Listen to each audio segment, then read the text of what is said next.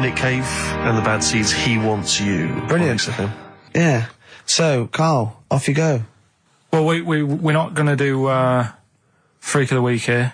Okay. Right? Because we've done quite a bit of that in the last 20 minutes. We've right? OD'd on freaks, you think? Yeah. Sure. We'll just shift it a little bit. Okay. And I don't, like I keep saying, don't want people to be thinking we're sort of taking the mick out of anyone. No. Right? Because we're not about that. I feel like I can do a little bit of it because I work with you, Steve. Yeah. Right? Sure. It gives me that right. It's like a care worker. Yeah, I understand. Well, it's like that thing of you can't be homophobic because I've got a couple of gay mates and stuff. Sure. I think it sort of gives me that edge. Yeah. Right? So you're not freakophobic because you work with Steve? No, that's right, yeah. So, yeah. Okay. Well, by that token, I should be able to sort of slag off, the mentally ill. Or at least mentally handicapped. Now, there's a term you don't hear very often. In 2003, there was the mentally handicapped. Isn't that what it was? I don't know where to start. But I'd like to apologise for the Lady Diana stuff, the term mentally handicapped, and any inadvertent racism that we may have stumbled What's over. the actual term then? Is it retarded? Right, come on now. But yeah, that's all I was thinking with the Freak of the Week this week. That's what I'm saying about Freak of the Week. It's to get people thinking, right? Thinking how lucky they are. That, they don't have to comb their face. What are you talking about? What do you mean? Freak of the Week is to let people know how lucky they are. just... What about the little freak you're talking about? What are they thinking? They're going, oh, he's talking about me. I'm a little hairy lizard man on a stick. Pop in, give us a call. That's what I'd like to do on a TV programme. That's what I want to do. I want to go and meet these people and say, right, let's just go shopping. Let's, we'll film what your normal day's like. Yeah. Let's pop out, nip into Sainsbury's or whatever. Yeah. Buy a comb. Park right up close to it. You know what I mean? Yeah. So what you're saying is you just want to get a little message out there, which is that there's always someone worse off than you. Well, there's proof of that in this room. You know what I mean? Oh, Carl, when's your train? In a minute, I'm going to get going now. I'll see you later. Thanks, Carl. Brilliant. What are you playing? You can play a song? Kirsten McCall. Yeah. I'll see you later. Well, there's the darkness. They believe in a thing called love. Carl, do you? This is XFM 104.9. That is my favourite band at the moment. You love them? I absolutely love them. I think they're funny. I think they're straight down the line with a little bit of tongue-in-cheek. Oh, brilliant. See them on Jules Holland last night? I didn't, sadly, no. Brilliant. Were they good? Yeah, absolutely jump. Oh, I mean, Jules didn't know what to do. Was he playing some Boogie Woogie? They wouldn't let him play Boogie Woogie over the song. That's what I mean. That's why he stayed back. But I can't imagine it was very good. Then. He shook the. I'm surprised you say they were good. Jules wasn't tinkling the old ivories. I thought, hold on, this is missing something. Yeah. This is missing someone from Squeeze vamping over them. Exactly. But they did well without him. Extraordinary. Yeah. Well, here we are then. We're back. XFM 104.9. Carl had to leave early last week, but you stay to the end this week, mate? Or Yeah. Yeah. You don't need another holiday. Oh, he started already. I mean, Steve's made you look like a bit of a twat already, and it's No. only 1:05. But the only reason you don't go on holiday is because you have to spend money. Oh, and he's gone straight back. Well, He's gone straight back. I can't come back to that. Oh, it's just dynamite. It's just absolute. That was Although searing the last and cut to holiday, the he had, chase. last holiday Steve had, he sort of found a third world country so he could live like a king for a week. It was Cuba, wasn't it? Going to Cuba, amazing. We can almost rule the place. If it weren't for Castro, I'd have been in charge. Kind of cash I was flashing around. They'll do anything for $1 over there. It's extraordinary, literally. I mean, it's amazing. Yeah. Oh. Definitely. And I went to Kenya before that. So he thought, and the prostitute said no. You were going. Yeah, well, it was $2. I mean, I'm not made of money. Do you have a good holiday, Carl? Yeah, it was all right. It's all right. Went down to Cornwall. Now, Tell you you were going what, to the monkey some odd sanctuary. people down there, Steve. Well, don't look at me. I'm not from Cornwall. Well, you're from that sort of area. Well, not really, but never mind. Genetically, he means. Right. They're weird. Well, you must have slotted right in. What are they weird? What do they look like? Just all sort of odd people. A lot of old people, but not just old, sort of messed up old. What do you mean messed up old? You can't just say that. There's. There was a woman with a funny neck. Okay, in what way was it funny? Why did she have a funny neck? If you were writing an essay, you wouldn't say there was this woman with a funny neck. How would you describe it? she sort of had her head, like, pointed down all the time. Like, Don't do it, it's his radio. no, but just for you, I don't like that. Yeah. Walking about Yeah, okay, right. So, brilliant. I don't know. I was saying to Suzanne, what happened, you know. What do you think? Because Suzanne knows everything. That's the good thing about her being with you. You just ask her, what happened to her? And Suzanne goes, Carl, I don't know. Yeah. I haven't been here before. Suzanne, your girlfriend, or mummy as you call her. Oh, sparks are flying. Yeah. Flicking through, because there's always interesting stuff in there. There was something about swingers. Right. I was like, what's all that about? Yeah. And it had an interview with some people talking about, you know, how they sleep about a bit. Yeah. And I thought, if my wife looked like that, I probably would. Because there was a few pictures of them and they were all pretty ugly. Yes. I thought, right. So I took that in, soaked that up, thought, there you go. Carried on reading. There was a bit in there about how women still have crushes, right? Yes. And the woman was going on about how she's 38, right?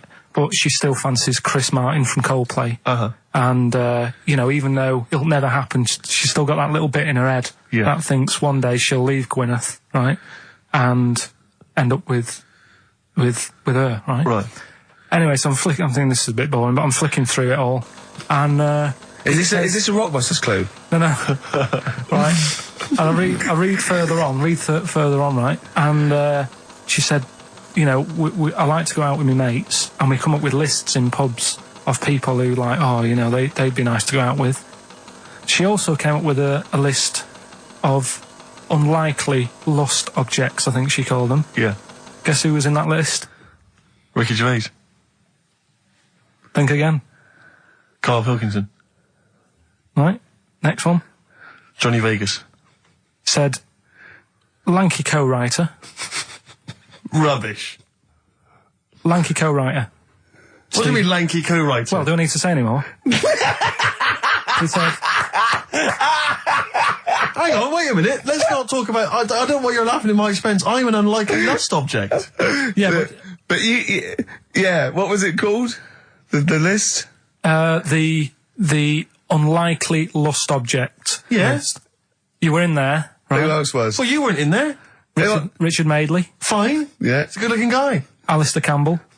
Brilliant. Another handsome dude. What are you talking about? You think I'm ashamed or embarrassed about that? I'm proud of it. What magazine was it? I need to buy a couple of copies. Yeah, it was. Need to get a t-shirt made. Yeah, and did she leave her number? Yeah. What magazine was it? I was just out of interest. I think it's called Red. Yeah, sure. Yeah. But now you've dissed those people that are putting themselves in their swingers because you said they're ugly. So now we know what magazine it is. People are going to look at that. People are going to look at that poor woman, and they're going to know you think she's a hog. No, but I think they even know. Was there a picture of the woman who's know. drawn up the list of unlikely lust objects? Mm-hmm. What was she like? I wouldn't waste my time. Thanks, mate. I know you're on my side.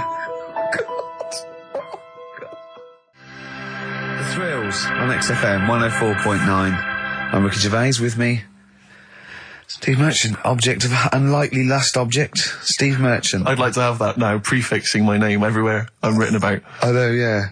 Did he make the freak list? Whoa! Which is a different magazine, isn't it? And I'm joking, of course. Karl Pilkington, a man of sort of quiet dignity and and in a way, he's got his own sort of inner beauty, hasn't he, Karl?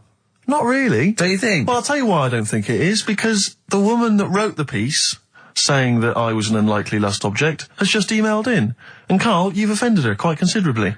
What did he say? Why? I wouldn't waste my time, is what you said. She's repeated that. Yeah. I wouldn't waste my time, the flaming cheek. Although it's a horrible picture, I am, of course, in real life, a vision of loveliness. I'm not 38, I'm 25. I don't think Stephen's that unlikely lust object. A sense of humour is important, and he's welcome to my phone number if he wants it. Is That she, sense of humour is important. That's a down, is she a isn't it? swinger? Stop it! Don't have a go at the woman, for I'm goodness sake. messing about. She knows I'm messing about. Well, how are you messing about? I've told you this though. I've told you that anyone could be listening, haven't I? I've told you that before. Things you say, but we encourage him. We say, "What does she look like?" But it's meant to be rhetorical. That was a joke. That was Steve's joke. What does she look like? I.e., him joking, like, "Oh, I'll call her up because I'm on a list," and then you have to say that. I mean, that's what I mean. So chances are, if she likes Stephen, she hasn't seen him, she listens to the radio. So, the likelihood is that, she was listening to this show. Yeah. So, think. Will I drop the thing I was going to do about Lisa Riley? Well, She's not listening. Some people deserve it. She's still at lunch. What, from Tuesday? There's an all-you-can-eat place going out of business as we speak. Oh, bloody hell, she's back. You killed me. I gotta do Bambino. Please leave now. Please leave. So, No, but she knows we're only messing. This everyone knows you're only messing. We're all only messing. I hope we don't offend anyone of, any kind out there. We're only joking, aren't we, Carl? Yeah. Say something nice about her. What can you remember of the picture that you could say was good? Maybe she was wearing some nice wasn't clothes. anything, to be honest. I'll have another look and have a look. I think she had a nice shirt on or something. Well, there's the best band in Britain, in my opinion. Big words. The Darkness, Growing on Me, on XFM 104.9. I'm Ricky Gervais with me, Steve Merchant and Karl Pilkington. Have you got the album? And already, they've had an argument. Yes. Well, I mean, I don't know whether we need to cheapen the show by discussing it, but I asked for a particular track. Karl is the producer, and he failed to get it for me. He's failed to bring it up from the record library. Completely failed in his mission. He needed to get 2 records, and he failed to get one of them. A 50% error rate there. Yeah, but like I said, I looked in the system, it told me what album it's on, I brought that album up. I'm busy. But, okay, so fine, you're absolutely fine then, that's no problem. Once again, that's a great excuse, Karl, brilliant.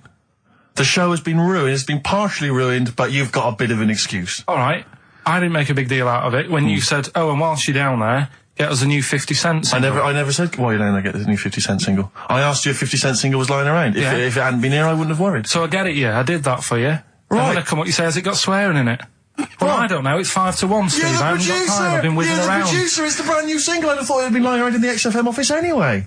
But I don't have time to sit around listening to music. Sure, well, yeah. Right? I know that you have. Now you've got an iPod that can hold 7,500 songs. I don't know when you're going to get round to loading all them on, but I haven't got the time. Sure. Busy. Yeah.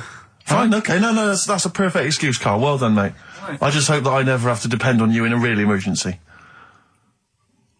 I had a bit of bad luck as well. I wanted to play REM, and maybe the listener can help me here. Can you email in ricky.gervais@xfm.co.uk if you know what song I'm thinking of? It's an REM song. I think it's on the album of the last one before. And he says, Mulholland Drive, and I'm Steve McQueen. That's all I know. I'm sorry, I can't think of the title, so I need the title to look it up, if you know what I mean. I can't put in like that. I can't put in Mulholland Drive. The system goes, what are you talking about? So I need the actual title of the song to look up to find it down in the library. Oh, well, I'd go down yourself if you're going to go down to the library and get that.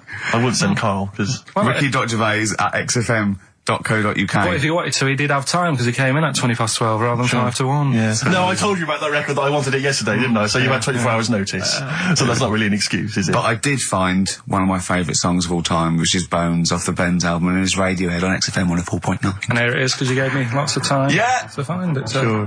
Yeah. Could have brought it in himself. No swearing in it.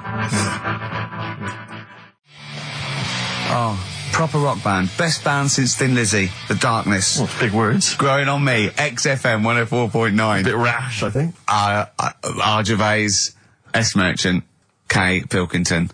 With a little bit of that. I know for a fact, that Steve is getting a little bit sick of Karl's attitude. Oh, his attitude's appalling. I quite like it though, because straight away friction, and he's sort of like, To be fair, I genuinely don't think I'm the culprit in this. I think I come in and I just ask him a simple request. Yeah. And immediately on my back.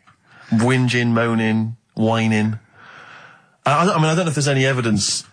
Well, it's funny you say that actually, because in a survey, it came up this week. It's quite extensive. Mancunians take more sick days than anyone else. Mancunians take more sick days than workers in any other city in Britain and Ireland, according to Manchester-based employment firm. Survey by Peninsula found employees in Manchester take 11 sick days per year, whereas closest rivals Edinburgh and Dublin take an average of 9. Liverpool, Newcastle, Birmingham, and Cardiff only 8. Is Reading mentioned there, or no, Bristol? it's not even in there. They don't take days off. London is only 7. So the point is, I mean, I don't know you can take anything from it, but if you're an employer and you had a Mancunian and a Liverpudlian and they were equal on everything else, but you really couldn't afford them to be away, Liverpudlian's going to probably be away for 8 days. Sure. The Manc's going to be away for 11, phoning in sick. And so what can you? I mean, just analysing the data there. What would you extrapolate from that? I really don't know. I mean, call in if you've got any clues, or email us in if you've got any. I don't know why they. I think maybe. I don't know. Mancunians. I don't really know many people from Manchester. Well, I only know one, but I know he was off sick because he put on wet trousers and he got a cold, I think. Yeah. Well, he just said he was. Didn't come in for. Yeah. He left early as well once. Yeah. But I don't know. I mean, that's the survey. I don't know. I mean, it's evidence because it's statistics. So there you go. It's guaranteed evidence that's proof. Any thoughts on that, Ricky Gervais at xfm.co.uk? I mean, oddly enough, you're from Manchester, Karl. Yeah, I am, yeah. What are your thoughts on that? On what, sorry? On the survey. Wasn't really listening. Sure. Well, Mancunians take off more sick days. They call in sick. I mean, presumably spuriously. Yeah. I mean, because they've got the same body. They're biologically the same, so...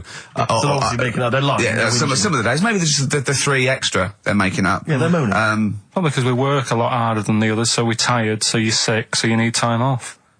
Probably. Seems unlikely. I mean, the Scousers, to be honest, take them on, let them work in your office. But you know how many computers are going to go missing? Right, that...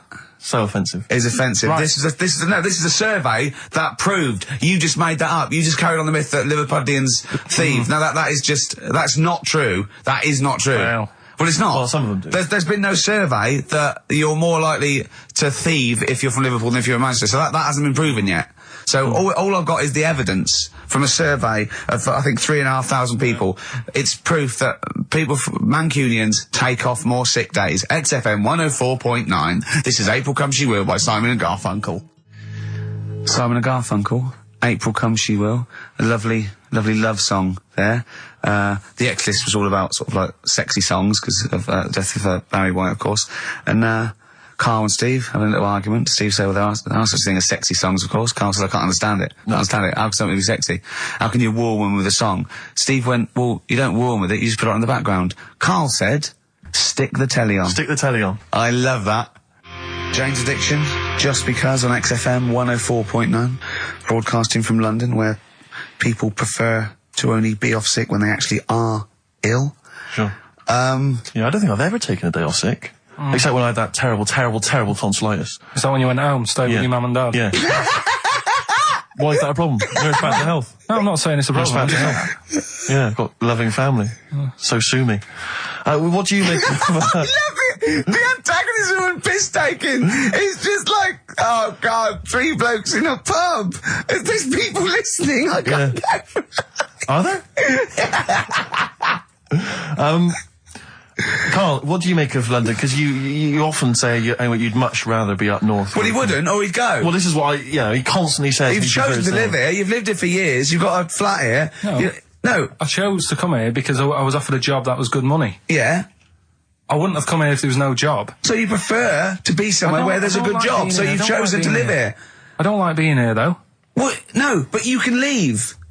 To what? Well, exactly! So you've chosen to stay somewhere that's better for you. It's not better for me. Well, it's making me ill. I'm not sleeping. Well, so you say you're ill. I think you call in ill, but I don't think you are. But I mean, are there any stats to prove that? Well, yeah, because you know, of the 11 days that he calls in sick, I reckon probably 7 of them are genuine. I'd love it if I dropped down dead tonight. Honestly, I'd love it. If you drop down dead tonight, you know it. Why aren't you sleeping? What, you're feeling ill now, are you? That's funny. You weren't feeling ill earlier, but you read that and you're suddenly ill. I'm run down. Well, you should take a holiday. Oh yeah, you just had about 8 in the last 6 months. Oh God! Why are you run down? Yeah, what have you done? You sit in a little air-conditioned office. I haven't got time to tell you. Let's move on. Let's get on with stuff. What have we got anyway? Because we didn't have a chance to meet up this week. Me and Ricky could have done, but You said you were busy, Steve, Yeah, so that's probably why you don't get run down, but finishing work at about 4 o'clock. No, so I could have had the meeting, but we gave you a time and you suddenly decided with very little notice that you couldn't make it. So Make it meetings and that. Oh.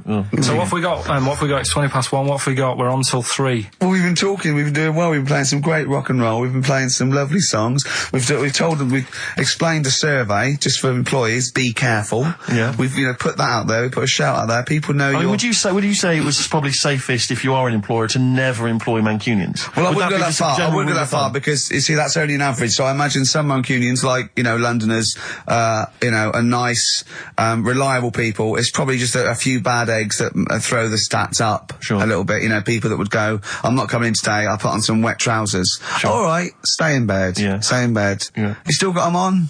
Yeah. Well, pop them off. Yeah. Put them on the radiator and go to bed with a little duvet. That'd be the best thing to do. Yeah. So, all right, Carl? Right. What's your attitude? Is it because you're tired? Yeah. Well, why are you tired, though? You weren't staying out watching those Channel 5 films again, were you? I'll tell you what, me and Steve were having a little meeting yesterday over lunch about, planning stuff for the show. And, Gary Kemp came up to me, started having a little chat about old times, and, I went, oh yeah. As he went away, Steve said, right, think of this. He said, Rick, don't take this the wrong way. Remember that sentence, don't take this the wrong way. So there's a right way and a wrong way I could have taken this comment. He nodded to sort of Gary Kemp and went, he's aged better than you. I went, well, how could I take that the wrong way? Yeah, it's not offensive. No. Well, the point is this. He didn't know me 20 years ago, so he's actually saying, Rick, don't take this the wrong way. He looks better than you do. Yeah, well, he does. But why say that, Carl? What? Did you really say that? Yeah, although, can I just backtracking for a second? I love the fact you said you bumped into Gary Kemp and you reminisced about old times. What old times did you share with Gary Well, no, Kemp? he came up and said, did we drop the pops together? I went, no, I did Razzmatazz. I said, oh, we did Razzmatazz. I think he was thinking, had he ever met me before? But he hadn't, because we hadn't. That's what I meant. Yeah. And, But if you had to make an objective analysis... I wouldn't. I think that's out of order. Sure. I mean, you're always slagging me off, but apparently you can't make a value judgment on something else. No. Well, because you're morally all over the place. You don't know where you're coming and going. Believe it. Sure. You should hear what I say about you behind your back. So, would you say you're better looking now than you were? Or... Than I'm what? Would you say you're better looking now than you were? Than I was when? Well, have you aged well? Yes. You've aged well? Yeah, I've kept my looks. Bit of Dando? Bit of Evan Dando, this would be lovely, yeah. 2-pack. I'll tell you what, we should get rolling. Rockbusters. No. All right? No. Well, he has done it. He just said that he was worried about it because we said it's the last one. What do you think, Carl? I just don't think... can I just say now, Carl, seriously, I'm only responding to what we're getting on the email, which is people do not want Rockbusters. They really... There's one guy here he says, it's James Pooley, he says he's preempted Carl by giving my answers to this week's quiz. I don't know what the clue would be, but his answer is no Van Ear. Nirvana. Yeah, good. Nirvana, yeah. That sounds like one. Number 2, he's just guessed. I don't know again what the clue would be, but the answer is Kid Creosote. Yeah, that's good. That's a typical Rockbuster. That is brilliant. That's a better game. And the last one is Harry Seacombe. Yeah, that'd be good. So, maybe we should reverse it so people and we have to come up with the clue for them. And we win the prizes. Yeah. So have you got prizes ready as well? It's all there, but... Oh, I feel sorry for him now. What the prizes would have been. I'd rather just give them away to the first person to email in, frankly, than have to go through the torrent of Rockbusters. Oh, God! Look at Carl's face! I wish you could... Oh, can't we get this on telly just for Carl's face? Hey, I'll tell you what we could do, Steve. You know, like Smiley Miley and that used to take the Radio 1 Roadshow out? Oh, man, that would be amazing. Come on. Should we take it out? Hello, Bournemouth. Yeah, how many miles have I done? Don't care. No, should we do this? How many miles have we done? Well, XFM's down the road. Yeah. 1. Yeah. Should we take it out the road just so they can see Karl Pilkington? To be fair, though, you're not really keen to leave W1, are you? Well, we wouldn't. Right, so where exactly would we take the roadshow? We'll do it outside. Outside the building? Yeah. Right, okay. And what would we do? It's called a roadshow because it's in the road, I imagine, isn't it? And we'd give away T-shirts? Throw in T-shirts, and then we'd have a band. We'd have band playing. What was that band playing tonight? I forget, something Diesel, was it? Yeah. See, instantly forgettable. I mean, that was my point, really. we could have them on. Yeah, great. Yeah. Get a couple of celebrity pals down. Someone from Big Brother 2. That would be ideal. Well, Josh, the other little gay fella. Yeah. He'd come on, just wave. Yeah. I'm beginning to like the idea. Yeah? Brilliant, yeah. So we'll have Josh, something Diesel, we're playing the Bull and Gate tonight, whatever it is. Yeah. Right, I'll throw out some T-shirts. Yeah. And then Carl will do a live Rockbusters. Yeah? Well, I don't know. Do you want it? I just think that ruins it slightly. It would just bring the whole afternoon down, Rick, I think. We get it sponsored by someone. Yeah? No? Well, I'm just trying to inject a bit of... Read the prizes, what we would have done. There's a PlayStation game here. I guess it's maybe not been released yet. It's a little demo of that. What's this? The American Song Poem Anthology. I don't exactly know what that is again, but lots of songs on there and a couple of compilations, arbitrary compilations, the Club Anthems compilation, the best summer holiday album ever. Wow. There it is again. You've certainly sold it to me, Steve. The best air guitar album again. Brilliant. And an old edition of Only Fools and Horses. So, you really haven't put the effort into the prizes, Carl. So if that's the prizes, if that's the whole point of the competition, and they're the best prizes you could conjure up, in God's name, how bad are the clues this week? That's why he doesn't want you to do it, Carl. All right, we won't bother. Forget it. Doesn't matter. Good. Excellent. Well, that's resolved. Brilliant. That's excellent. What we have got, though, is Educating Ricky, haven't we? Well, another one of my little things. Oh, it's brilliant, then. So how long's this going to last before you want to get ditched this? Well, we'll see. A couple of weeks. It's not like that, Carl. It's all one. It's one love, man. We're on the same team, man. Yeah, we're just one voice, man. One true voice. Like those lads. Yeah. They could play. Right, well, the Educating Ricky, They could play. Well, why don't we play a record and come back with Educating The Ricky? Wind, Cat Stevens. We need to get the jingle queued up as well. Yeah, I'll get the jingle queued up. No, yeah. I haven't got Neil Young lined up yet. No, not you, Cat Stevens. I gave it to you. I know, we're not playing that yet. Can we just play a record? Well, no, This is just sounding rubbish. Well, I told you to. See, so why aren't you playing the record I told you to play? Because we've just had something chilled, right, from Tupac. Let's lift it up a bit now with a little bit of blur. Right? Come on, play it. Oh, I'm not sure. I just have. Crazy beat there on XFM 104.9. Right, we're gonna do Educating Ricky instead of Rockbusters. Incidentally, on the subject of Rockbusters, we've just had an email from Phil. He says, I could do with this week's rather shoddy array of prizes, as I'm doing a car boot sale tomorrow and need a bit more tact to fill the table. Probably send it to him. We might as well do it anyway. Yeah. But Educating Ricky, it was a feature. Well, actually, about a year ago, I started a feature called Educating Carl, because we found out he had 1 E at O level at history. And I'd educate him on things like Rasputin, things that I thought he'd be interested in, you know, Winston Churchill, some of the greats, some scientific facts. And then I said, it's your turn, and he started telling me about people born without legs. Some people have got a funny eye. There's a woman whose tongue's longer than her arm. And really, you know, turning the screw on education. Yeah. So I don't know what he's got for me today. Maybe a dog born a cat. Let's have a look. We've done that one. We've done that. Is there, because often we should point out there's sometimes a crossover between Educating Ricky and Cheeky Freak of the Week, just in terms of subject matter. Yeah, so we've done Cheeky Freak of the Week. We've done all the freaks. What have we done with the Freak of the Week? There's a dog. There was a woman that had the back legs of a dog. There was last week. What was last week? It was the girl who was born with 4 eyes, 2 mouths, and 3 legs. Sure. You weren't that impressed. I thought if we've got to that and it's not impressing you. let's we are a tough audience. Let's spin it. Let's move on. 50 Cent in the club on XFM 104.9. So, Carl's a little bit fed up today, actually whinging, I mean properly whinging, fed up, reckons he's tired, reckons he's overworked here.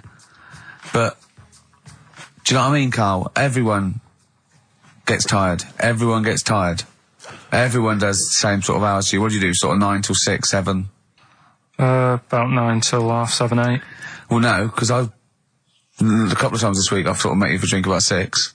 So, it's funny, isn't it? That's weird. Some of the times I've come back after it, just for another 40 minutes or something whilst no one's around, try and get stuff done without phones going, without emails coming in.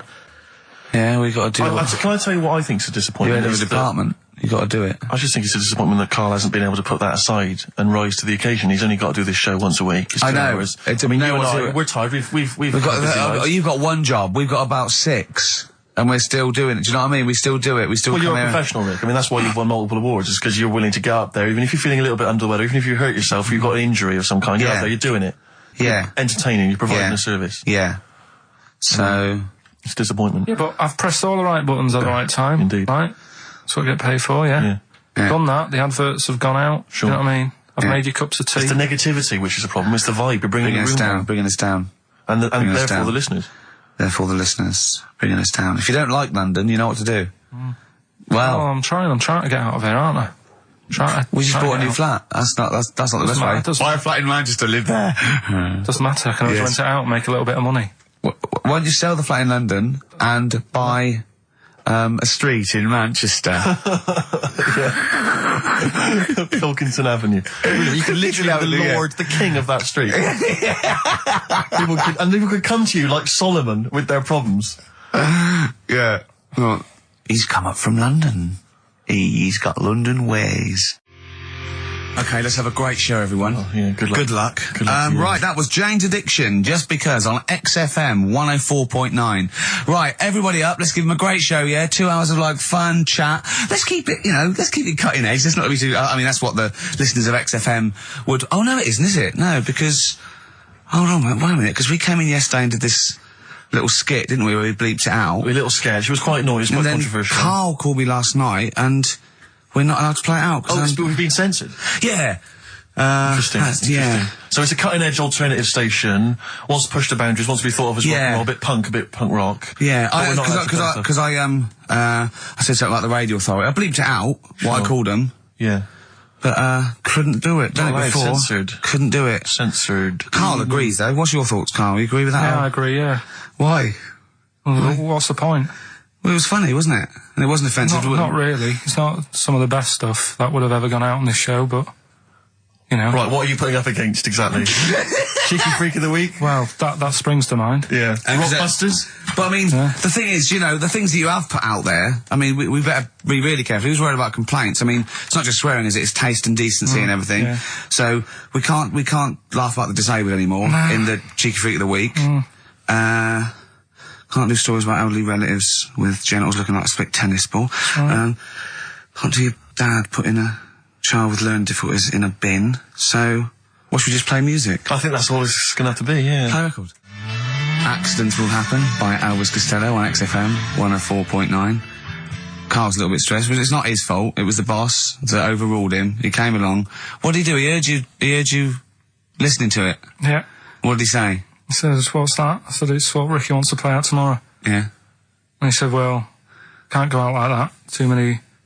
But they're all bleeped. We bleeped the swear words. Yeah, but he didn't want it to go out. I mean, you got to remember, right, you came in yesterday to have a chat about what we're going to do. Yeah. One of the topics that I said, let's talk about, which I came up with, was...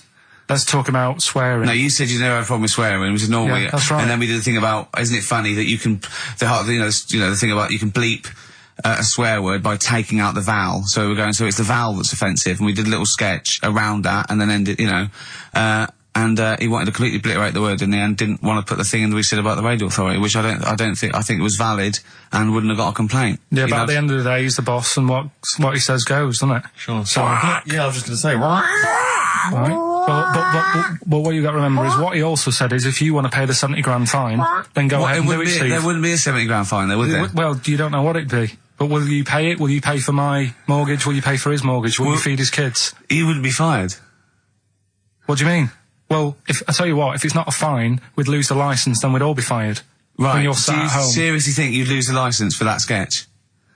Well, does he really seriously think you'd lose the licence for it? It is not the worst thing we've ever put out or done or ever will do. Yeah, but it's the fact that he said don't put it out, and you're like, throwing your toys out the pram. I want to say it. I want to say it. How old are you? But you still want to put swearing out. It's a discussion about the Radio Authority and the way people are interested. Yeah, but leave it. Let's move on. Don't get annoyed. Yeah, but I'm annoyed because you've been at it since about 12:30. I know. Well, I like to get in early to plan the show. Yeah, but there's been no planning. So, to be honest, I'd turn off today, anyone listening, because there's nothing. Karl, there's never anything. There is. There's sometimes some good things, but today, seriously, what is there? I'd leave it. Something half decent that's been on this show. Loads of little interesting topics. Go on, I can't remember any. Right, gays in toilets. Yeah. Not particularly interesting. Fascinating to you, perhaps. Right, well, I'd prefer to hear that than just a load of swear words. Well, We wouldn't have heard any swear words. We'd have heard some bleeping. Right then, so that's entertaining, isn't it? Load of bleeps. It's just because you don't want to stand up to your boss or say anything. Don't get annoyed with I'd us. stand up to her if I agree with what I'm arguing about, but I'm not falling out with him over some crappy thing you want to play out. Don't say crappy. slag it off. Well, it doesn't matter, because I'm not here next week, I tell you that. I've canned this in. Don't right? say So if crappy. Andrew is listening, Don't Someone else say can be here next crappy. week. Play a record. We apologise for the word crap. That's out of order. We should be. Big Sir. The Thrills on XFM 104.9. Starting off another nice atmosphere again in the studio. Don't blame me. It's not my fault. No, I know. Well, it's your fault mainly. Yeah. You are bad. You are quite bad. Come on. Come on, you are. Don't try and win him round just because he scared you. I don't know who's that against. Is it me or him? It's I you, don't yeah. know. No. It's you. Right. Well, I'm not a coward. No. I'm not a coward. Okay, I'm but- just thinking of the listeners, Rick, and I just want them to be entertained. Yeah. Luckily, that's not a big problem for us. What, you mean we're effortlessly entertaining, or there's no listeners? Well, yeah. Somewhere in between. Yeah. Carl, what's happened to you this week, mate? now it's happened. Come on. Well, this is- nothing's happened. Come on. I came in, and he had an hour lunch break. You know, he's sort of like he never gets a break. I came in one day. He was out for an hour, and I sat in a little chat with Andrew Phillips about, you know, where we were going with the show. And, you know. Where are we going with it? You come up with anything? Ah, dear. Is that how far we can run it into the ground? Yeah, no. If we go off air, it certainly won't be through being cutting edge or controversial, because people are just turned off because it's too boring to listen to. But he was out for an hour. Having a lunch break for an hour and I know, always saying yeah. he's too busy. I know, yeah. It's interesting. Actually, On the subject of that, I noticed Dan here has emailed in. He says, I was listening to last week's show, and I think Carl has taken his job for granted. I'd love to swap with him for a week. My qualifications are that I can press play on a CD player and stop. Carl, what do you think of that? And it can come in next week, seriously. It says here... Don't get ratty, Carl. I'm We're not just being entertaining. right. Dan, email me. You know my address. Email. It'll be sorted out. You can be here next week. Dan suggested we could call it Carl Idol, where people audition each week, or perhaps Bone Idol. I like that. Bone Idol. Brilliant. Have we got a monkey news, Carl? Don't know if I can be bothered. Play a record. Beautiful. Billy Bragg from his Essential Billy Bragg compilation. Now, I know a lot of people are thinking Billy Bragg, I can't be bothered, politics, and I have to say, buy this CD, skip past every song that is, for instance, There Is Power in a Union. Don't be duped by fascism. Yeah, it's your right and duty to vote. Yeah. Right wing, wrong wing. Exactly. Ignore all that. But Just listen to the love songs. His love songs are beautiful. Yeah. It's fantastic. Tonight I celebrate my love for you with a pint of beer and a new tattoo. It's great. Brilliant. Yeah, look, lose the ones about, Exactly. Striking. Yeah, exactly, because we know what we think of that. So, I heartily recommend that. Carl, we're on happiness. Carl, Yeah. I'm trying to explain to Carl's Carl that happiness. the aim to, it's really to get on a 10. Yeah. For Well, I like happiness. the He's fact on that he 4. started on a 9. But I love the fact he's happy with 4. Yeah. I love that. No, but what I mean is, right, I'm not looking for, like, happiness. Right. I'm You're not alright. looking for happiness. What? What's that for? What I mean is, right, I'm happy when I'm not fed up. So what I mean is, I'm happy... Is this your new book? Psychology of the Mind? What is that? I'm happy when I'm not fed up. That's like an 8-year-old trying to explain happiness. Johnny, what is it when I'm happy when I'm not fed up, miss? Well done. Good boy. That's it. You're happy when you're not fed up.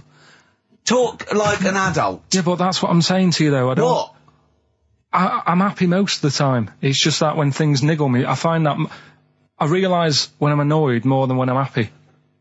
But Carl, every time we talk to you, you are whinging about something. You've got something that annoys you. But he's one of those people that if he whinges loud enough, he gets away with it. Like he's in here, I think he goes, I'm really busy. I come in and he's doing nothing. He's chatting, because he's having big, long chats with everyone about how someone's wound him up. Yeah. And they all come in and they go, Carl's fed up. Because he's got this show. You know what I mean? He's wormed his way. But hang on a minute. You came in moaning about the Post and that today. Yeah. Well, everyone's annoyed and frustrated by that. There's small businesses going out of business. I'm not. You haven't heard me. No, you're not, because who's sending you letters? No one. You've got no friends. You've said that yourself. Yeah. You've openly declared you don't want friends. They're too much hassle. Yeah. Yeah. Yeah. Yeah. Yeah. That is my joy. Friends that is the point of life to me. I can't wait to see them. I squeeze their head. I welcome them in. They annoy me. They annoy me. Annoy me. I love it. Friends are annoying.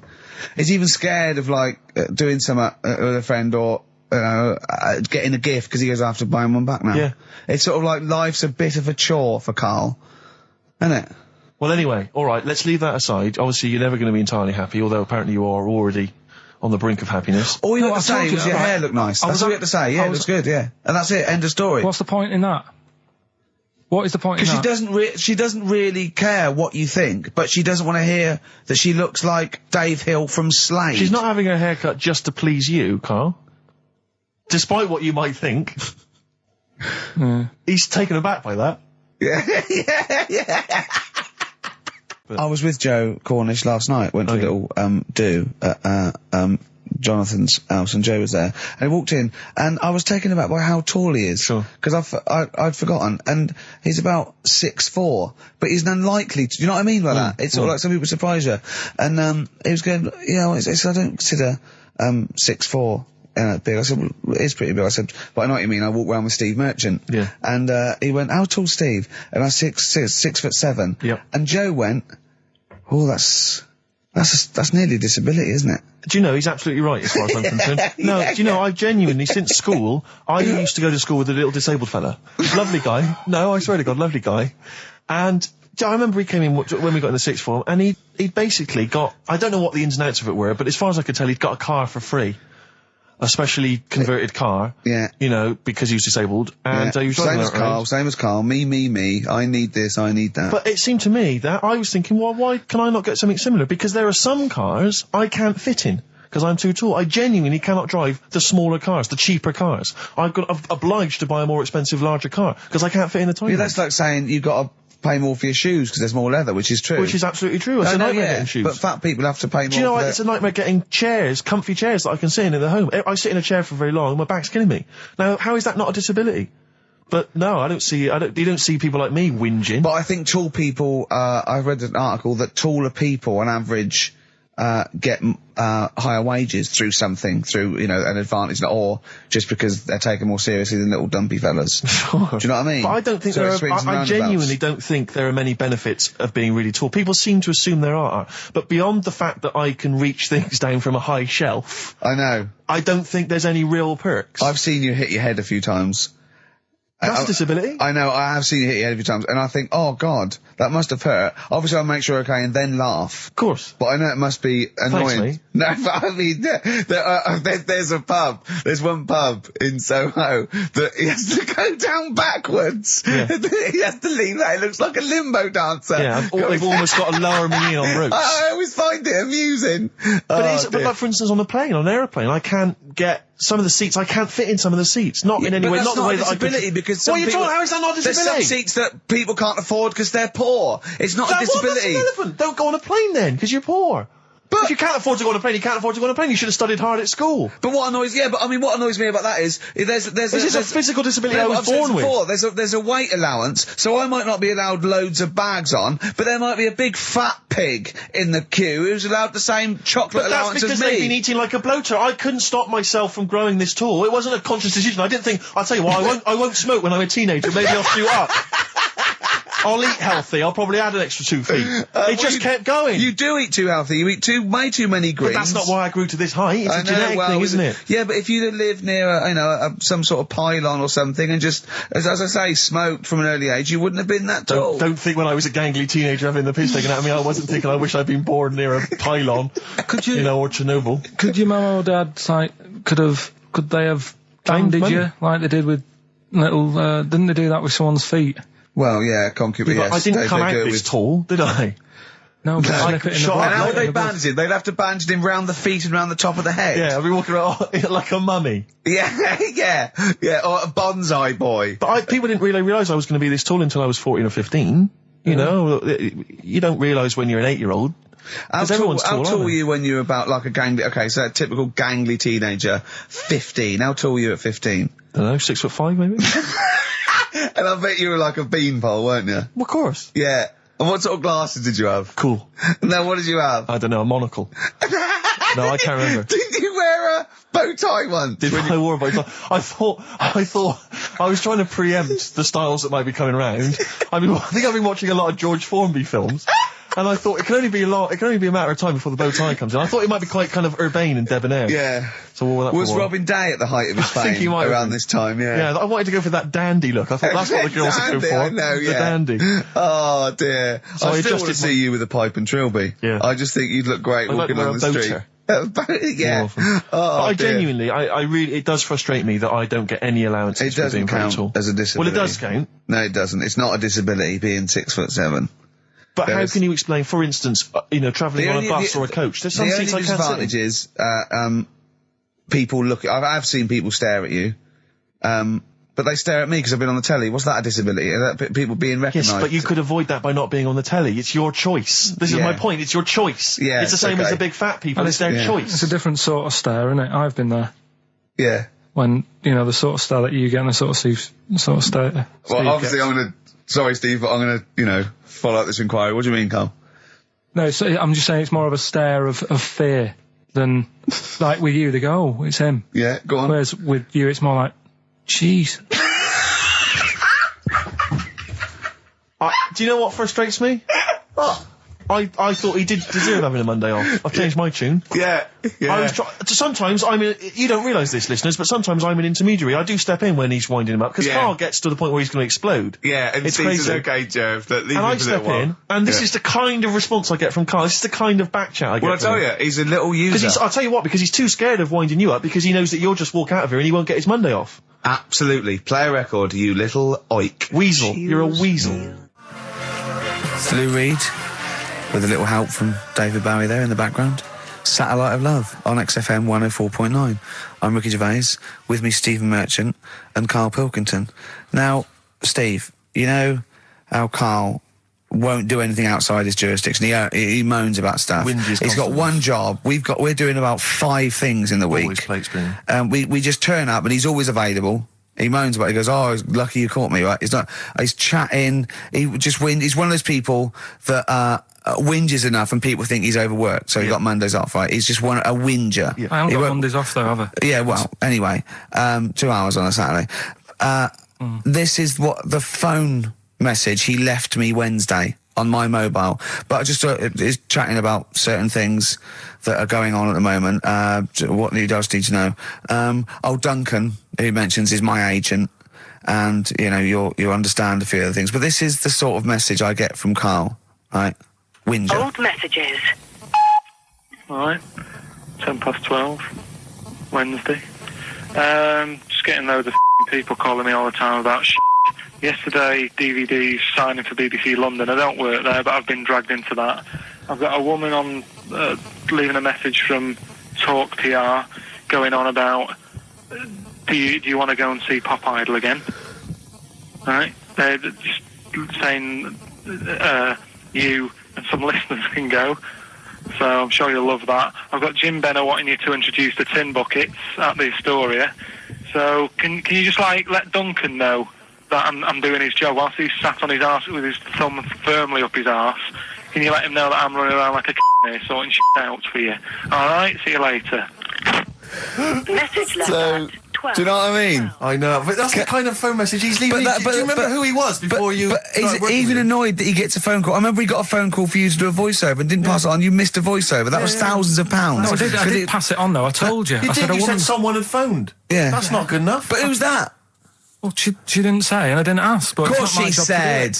She didn't say. Rubbish. So you didn't take the number down? Just when she went, oh, can you tell Steve to call me? And you went, yeah. Yeah, well, I just thought you'd know her already. I should have known. It was a woman, so I should have known. He's having a go, you see? Unbelievable. I don't know how it's come back on me. You're the one who was picking on it. Yeah, exactly. I'm saying. I'm defending. Why is he having a go at you? He never picks on Ricky because he knows you are his bread and butter. Seriously, do you know what I mean? The only reason he's got Mondays off is because you're still doing this show. Yeah. That's why he's scared of you. That's why he has a go at you on the phone, but he always picks on me because he knows, I'm a pushover, I'm a nice guy. He's scared of you. I can't believe I don't know how it works. Is that true? Steve, I'm always sorting you out. I look after you. Sorted you out with tickets. I sorted you out with lager I got out. you today. Why are you picking on me? What do you mean you're sorting about tickets and lager? What's this? Right, whenever you want tickets. Yeah, sorry, I don't want to use this as, like, moaning time and that, because I don't like to moan. I'm busy and that, right? But I've sorted you out tickets for gigs. Yeah. Right? What somebody doesn't even turn up to. Yeah, we won't even go on about that, right? Lager. You've got sorting about the Cure, he complained it was boring. Yeah. There was that big drum of lager that you had, and you said, oh, put that in your room for me, because I don't want to carry it home, right? Lazy. So I said, all right, then I'll put it in my room. It goes missing, it gets nicked. Then you have a go at me because it got nicked. Yeah. I get you another one. You make me carry it around town for you for half an hour, then you say, oh, I can't be bothered taking it home. Can you take it back to work for me? Yeah. But interestingly, this is like a year ago, so it's still pressing on you. Oh, hang on, and I forgot the one when we had an argument over 50p. When we went out for a coffee. You didn't want to give me 50p back that you owed me. That was the same day you'd given him about 40 quid's worth of lager. But, see, this is my problem. This was my point at the time. It's not the 50p in terms of money is not what's important. The fact that you think you don't have to give me money back because it's only 50p, that was the point at stake. It's me who makes a decision, oh, don't worry about the 50p, not you. It's only 50p, I'm not going to give it to you.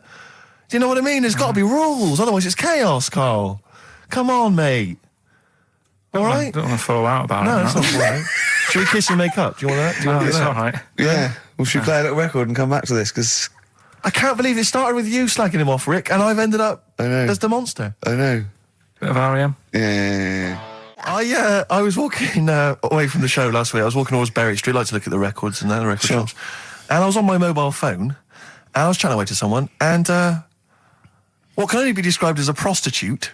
Go on. Stood on the street corner. Was she a woman that gives you sex for money? Yes. That is a prostitute. Yes, that's what I thought. Go on. And as I was walking by, she said, do you want to buy sex? Now, You sure it wasn't a market trader giving 6 plums away? No, it was definitely... 6 for a quid? No, it was definitely Go a on. prostitute. Yeah. And what annoyed me about it, what I wanted to pick her up on something, was the fact that I was on my mobile phone. It's like, So can you imagine? she was rude. Who would what, am I going to hang up? Sorry, Mum, can I call you back? I've You just know, had an offer. you say you want me to meet more women. And you know you sent me that 30 quid Exactly. for my birthday? Yeah. Sorry, Mr. Johnson, I'm really excited about the job. Can I call you back? I'm just going to negotiate with a whore. And it was just sort of, you could tell that she was clearly probably desperate for crack or a latest fix of smack. So she was literally the normal etiquette of prostitution. You know, that they hang around, they show some thigh. I've seen this in They films. will ya. Yeah, exactly. Yeah. Take you out for a meal, that sort of thing. That had sort of gone out of the window, and she was just there, desperate, running around the Did she streets. go out of a window? Because that's another thing they sometimes do, specialist ones. But I was shocked because I've never been propositioned before like that. Really? In London. That's weird, isn't it? Carl, thoughts? I think you'd be sort of approached a lot because they tend to sort of go for people who look like they haven't got much chance. Sure. And I'm not being mean. No. I've known you a long time. Sorry, I'll let you go back to it. In what way aren't you being mean? By saying that Steve Nose is a little bit odd looking. I don't think. Well, No, he does. Do you know? yeah, Before, no, but it's not what he thinks of his looks. No. It's what he thinks of you talking about his looks on. No, but it's like how you were talking before about, your eyes are bad. It's nature's little way of saying, look, nothing to see here, right? Don't get that. I don't know what you mean. But when you look in the mirror and that, they've gone, look, he hasn't got the looks, let's make his eyes bad, right? Yeah. Nothing to see here. Yeah. That's what I'm saying. They're balancing it out, right? Yeah. And it's funny, right? Now we're on the topic. Sorry, right, Johnny Depp. Now listen, But I'm gonna. My chest is gonna burst at this moment. Whenever we go into this conversation, I always think to myself, Carl, do you know what you look like? I'm gonna burst. Seriously, can I be honest with you? You look like, if you've got like a balloon, a hot air balloon, right? Just a little balloon, like a party balloon. Right. If you drew a little face on it, right, and inflated it about halfway, that's what you look like. right? No, play a record. I don't want to get into this. Listen, it's too intense. now you've got onto this. Let's just nip it in the bud now. I'll tell you something that I wasn't going to tell you because I think it was I don't want to hear it. I don't want to hear it. Right, it was on the tube. Right, well, I was. Someone told me they were on the tube. Right, and the tube pulled into a station. Right, and one of the women saw the poster that's out at the moment with you and Rick on it. Right. Yeah. So this woman apparently goes, "Oh look, there's Ricky. Ricky's on the radio." Right. And the other woman goes, "Oh yeah, don't you listen to it?" So she goes, oh, I didn't know it was on the radio. And she goes, oh. I'm sorry, Steve. Look at... Because he didn't make it sound this bad. She said, oh, look at that person he's with. So she goes, yeah. She said, that's Steve. She said, I was sort of aware that he looked odd because Karl mentions it on the radio. Yeah. So it wasn't as much of a blow to me, but I can see how it was a bit of a shock to you. Yeah. So that's weird, isn't it? Yeah. And that isn't me sort of telling this woman to say anything. That was all happened without anybody else sort of bringing it on. Yeah. Do you know what I mean? Yeah. So... Was it... Sorry, you seem to be relishing this. Was it because of the little balloon story that made you... I honestly, Steve, I wouldn't have told you, but if you're going to start, having a pop... Yeah. Do you know what I mean? I can't just sit here and take it and that. No. I mean... all mates. Yeah, it's just... Yeah. Well, I mean, I was Shame mistaken to for be Johnny right. Vegas. Steve's got a story about that, if you want to have a go at me. Well, someone just thought you were fat with a beard, which is true. Well, don't have a go at me because he said you look... Well, you started it. No, I didn't. Yeah, you No, I did. didn't. You were milking it. You were egging him on. I was laughing. You were egging him on. I sort of was. Yeah. But let's not, Oh, it's a good job you've got lots of good mates like Jonathan Ross you can go and hang out with. You don't need other friends, people who've helped you in your career. He's good-looking bloke, isn't he, Jonathan Ross? He's a good-looking fella. Play a record. Radiohead, Fake Plastic Trees on XFM 104.9. Mm-hmm. Someone just emailed in and said, just want to know what you think of that cover of Wonderwall. We told you.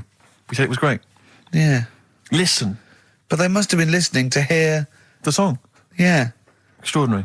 Although maybe they just turn off... When we start talking. Yeah. That would make sense. That would make sense. I mean, it makes sense in a sort of preserving of sanity type way as well. Objectively, Rick, if you were listening at home, if you didn't know us and you were listening to the show, would you listen to it? Would you bother? I know that's a hard thing to get your head round. It's difficult to say, isn't it? I've no idea. I've no idea what people coming to this for the first time think. I love you like a brother, but I get sick of you. Yeah. I mean, I get sick of me. Yeah. Sometimes I go up and It's weird you should say that, because someone's emailed in. Yeah. A recent survey's been done by Cheltenham and Gloucester. The most desirable neighbour in Britain. Number 1, Shane Ritchie. Johnny Wilkinson. Oh, right. It doesn't actually give me the full rundown, but David Beckham was in the list. Yeah. Shane Ritchie was indeed in the list. Yeah, he's flying at the moment. As was Ricky Gervais.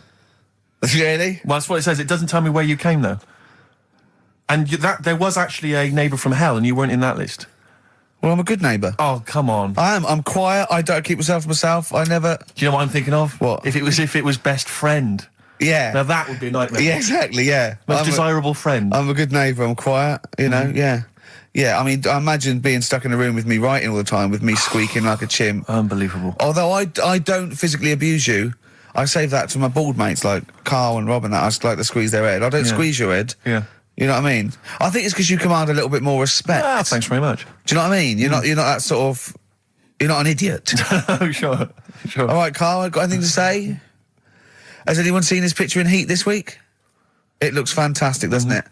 Do you know what Steve said when he saw that, Carl? Go on. He said, it has captured Carl.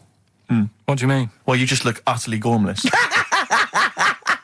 In the picture. It's captured you brilliantly. You know how like a good photographer can do that? They can capture the essence of someone. That's good stuff. It's good stuff. Well, actually, I'm the photographer.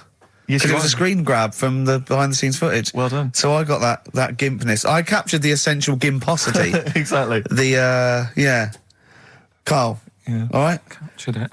Yeah, well, I did a little article for Time Out, and I think Boyd from Heat has sent over that screen grab to them, so he might be in Time Out. I'm going to try and get him in every publication. Yeah. For 1 year. It's like Well, you've managed it in the last 2 weeks. Exactly, yeah. It's like a Dave Gorman project.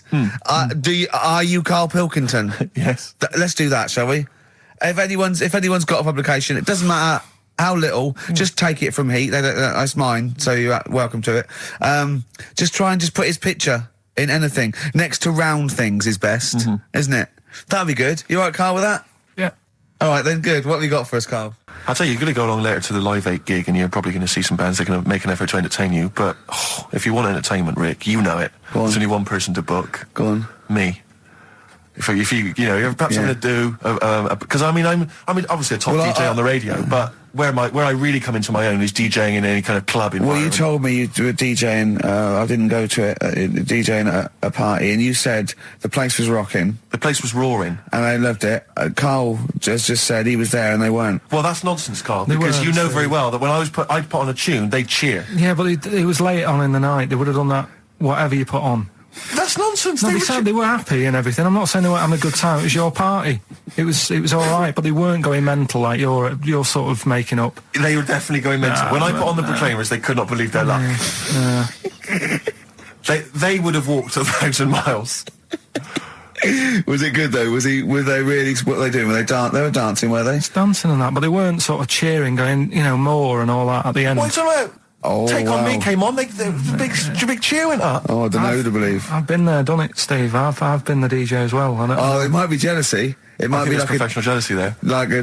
Yeah. I think it's because my fortunes are on the up and these are on the down. We all know famously that he had Pilkington making music, his DJ outfit. Didn't happen. I did enough. I just wanted to do enough to pay for the equipment, and I did. And that was that. But I don't like crowds, do I? But you're safe, aren't you? You're behind the little thing with the flashing lights. But there's still a lot of people and that. Forced fun. Don't like that. It's not forced fun. They haven't got to dance if they don't want to dance. Yeah. Don't like it. Really? What other ideas have you got? Have you got any other ideas, Carl? Because you've got another hour of it. Have you got anything at all? I've got that feature Educating Ricky, which is a bit of a play on words as well. Right? Do you know the film, Steve? Educating Rita? Yeah. I see what you've done.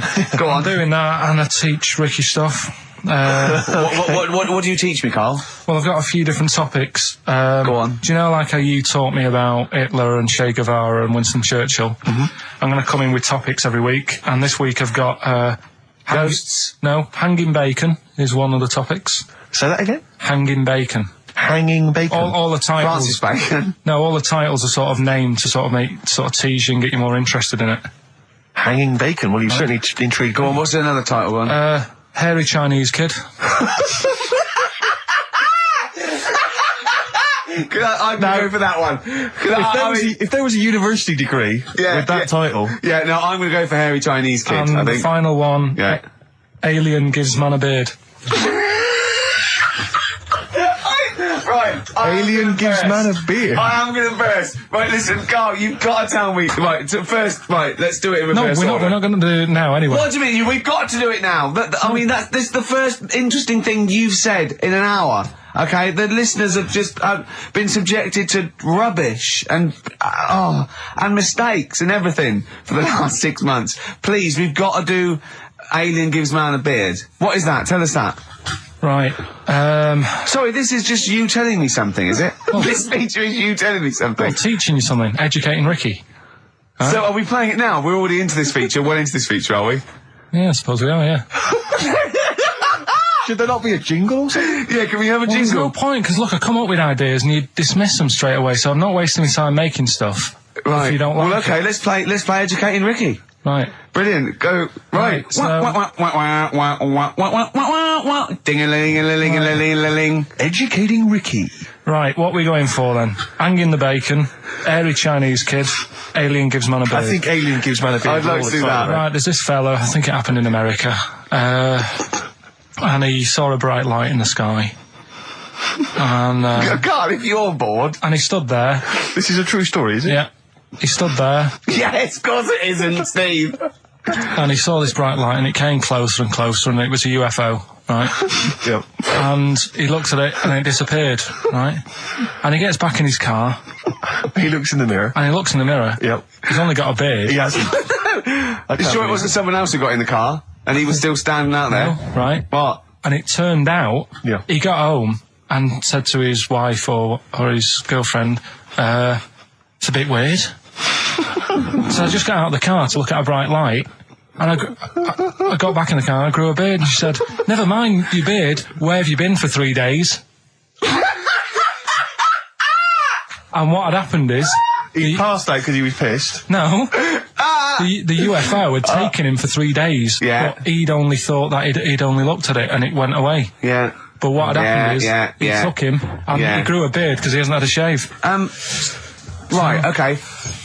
I mean, was Will Smith or Tommy Lee Jones anything to do with this at all? Did you see this on a video maybe and thought it was an educational film? No, it's from a book that some kind person sent in to me. Here. Can I just ask again, just again, I'm just throwing this right back at you. Do you think there's any other possible answer here? Right? A man is absent for 3 days from home. He's grown a the beard. time that it could take to grow a beard, lest we forget.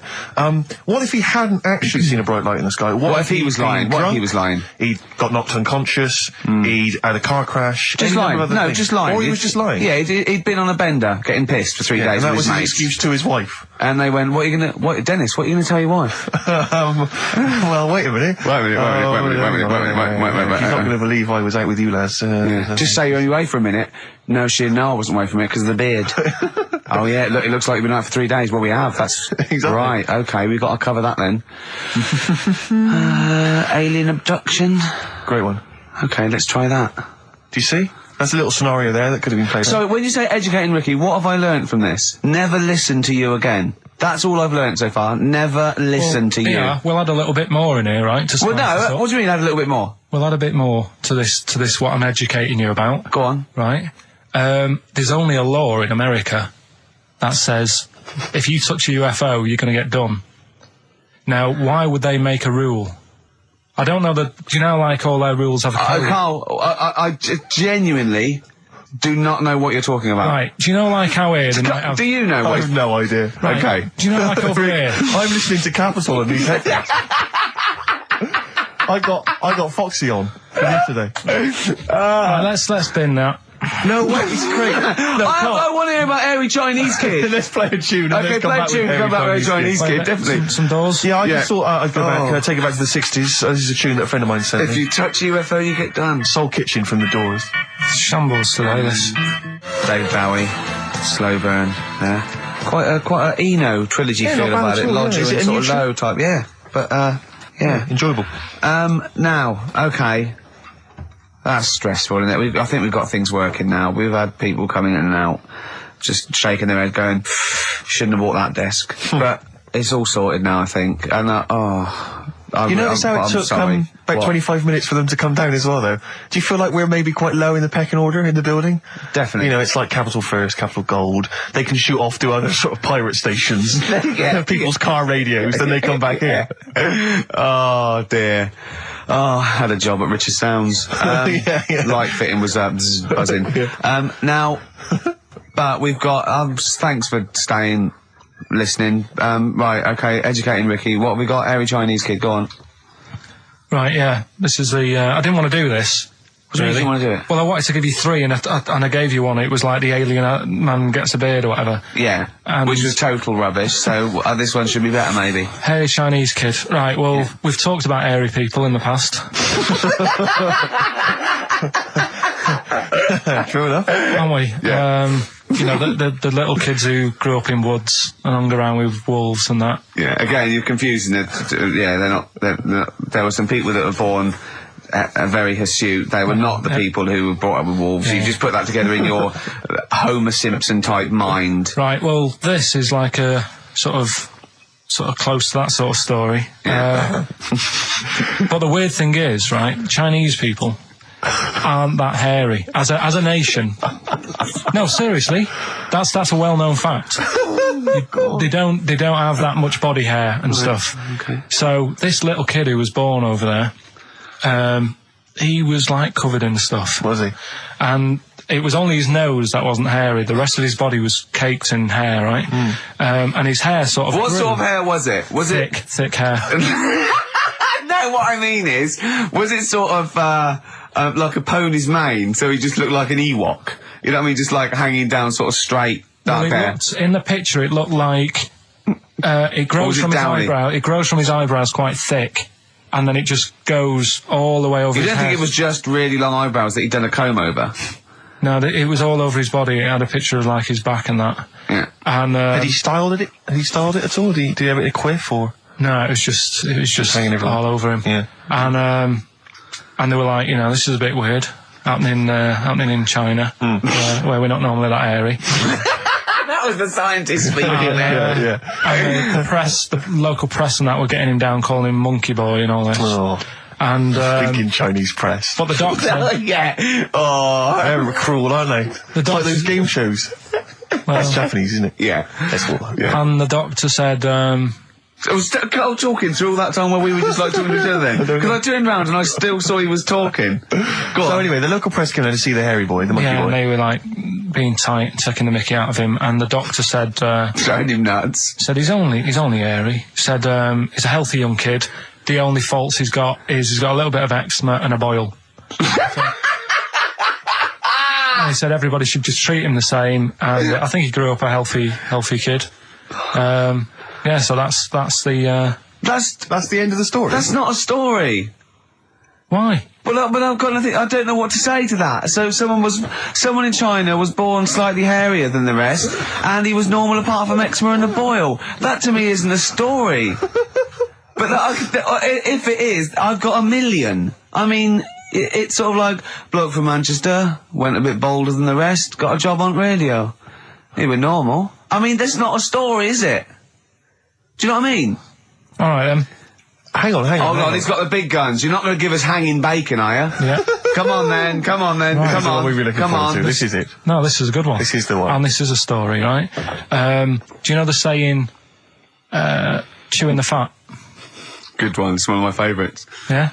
Yeah. Do you know what it means? Talking. Right. Well, do you know where it came from? No. Right, what they used to do years ago, when people didn't have much money. Is this the same as throwing the baby out of the bathwater? No, it's not the same saying, but... No, but I mean, is it as wrong as that was? Well, let me tell you, and we'll Go see. on. Okay.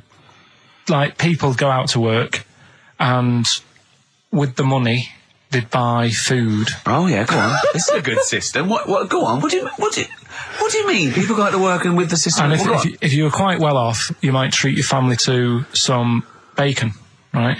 But do you know, like in these days, if people earn a lot of money, they might buy a nice suit or a car. Yeah. So what are you saying? You're saying wait. Let me get this straight. You're saying that you go out to work and get money to buy things to live, and if you get sort of enough money to live and you've got some left over, you might treat yourself on like a suit or a car or something. Is that what you're... Yeah. Oh, but back then, if you earned money, they'd say, This is olden times. yeah, Okay. let's get some bacon in, right? And what they'd do, they'd hang it in the kitchen Or to show it off. to show it off to all the neighbours and friends. Because if you had hanging bacon, it was like, he's doing all right for himself. Yeah. Some lovely bacon. So they had loads of bacon hanging up, and people would come round, right? And whilst they stood in the kitchen talking about whatever they're talking about, In olden times. they'd say, do you want a bit of rind? And they'd rip a little bit of rind off, and whilst they're having a chit-chat, Chewing the they'd fat. chew on the rind. Well, I think that's probably true. I it's haven't like- heard that, but that one to me sounds true. Do you see the difference between that one and a man was abducted and grew a beard? Can you see the difference in Yeah, but why I different- accept that different- story? Different stories for different things. Different stories for different things. So, see, that's a nice story. If it's true, I don't know if it's true. I mean, but it seems totally possible, viable, quite interesting. I won't be quoting that myself until I verified it. But that's, I won't be telling anyone the bloke got in the car and he had a full-face beard. Why has his car been towed away? Because it was a quiet road. Was it? wasn't in the way. So, Are you filling in the blanks again? That wasn't in the book, was it, that you read? See, that's the thing. Sometimes I think you make up bits of the story as though they were fact. That doesn't seem right. well, that's all you can do, innit? So that's educating Ricky. Will we Brilliant. do that next week? That is brilliant. No, I think Carl. that was good. I did. I mean, I enjoyed that. I learned something from that. I mean, I want to get. I mean, this is all from one book, is it? Yeah. That's an interesting book. With the, I don't want to dwell on it, but with the hairy Chinese kid, what did they say about that? What was the, I mean, was it once there was born a kid who was slightly more hairy than everyone else, but yeah, it's all right. He only had a boil. Oh, how did they word it? How did this capture your imagination? There was a Well, picture. it was a picture that grabbed me first of all. Sure. And it was like, God, what's up with him? And that's when I read it. Did you see the boil and the eczema or just the hair? No, you see, because his face is like, just under his eyes is sort of nice and smooth, and his nose is sticking out, and that's not hairy. But the rest of him, it looked like he had the sort of a balaclava on or something. And then I read on, and it's like, this is a hairy kid in China. Yeah. So. Yeah. Okay, good. Anything else in there? Because, I mean, I like that. We'll do more of that next week. How is that alongside, hanging bacon, alien abduction, a hairy Chinese kid, and, a little interesting fact about the derivation of a phrase? What do you mean? He didn't understand a word of that. I knew the word derivation was going to cause problems. I thought derivation shouldn't have come out. No, I wasn't disputing. He's all smug because he just had a phone call. That was, Beck, lost cause. Go on, tell him why you're all smug. Because Adrian just called up. Yeah. After hearing the story about the Chinese kid. Yeah. And he said, yeah, that's true. He said that there was a TV programme on it. Yeah. He had a chromosome defect. Yeah. And it made him hairy. And his mum and dad used to have to shave him. That wasn't in the book. But, thinking about it, that's not a good move anyway, is it? Because they say that for women, if you get a few hairs on your top lip, don't shave it because it'll grow back thicker and faster. So they should just let him. They should have just said, well, let's see how bad it gets. But if they went in there straight away if he came out as a baby and a little bit hairy, they should have left it maybe, for a little bit. But Adrian called up and said, yeah, he was hairy, he was all right. We weren't disputing there was a Chinese kid born slightly hairier than the rest. We were disputing the fact that you didn't actually tell us a story. You just told us a And what we are disputing is that man was abducted by aliens for 3 days and grew a beard. Yeah. That's definitely not true. No. We don't know about chewing the fat, but it sounds quite viable. Yeah. You see, the difference is between me and Steve and you is that what we believe isn't random. Do you know what I mean? It's not random. The things we don't believe stuff just because it's interesting. It's not every other thing we believe and every other thing we don't. I think Karl believes stuff if it's interesting. Yeah, I know. Yeah. If he thinks, intriguing. Thanks.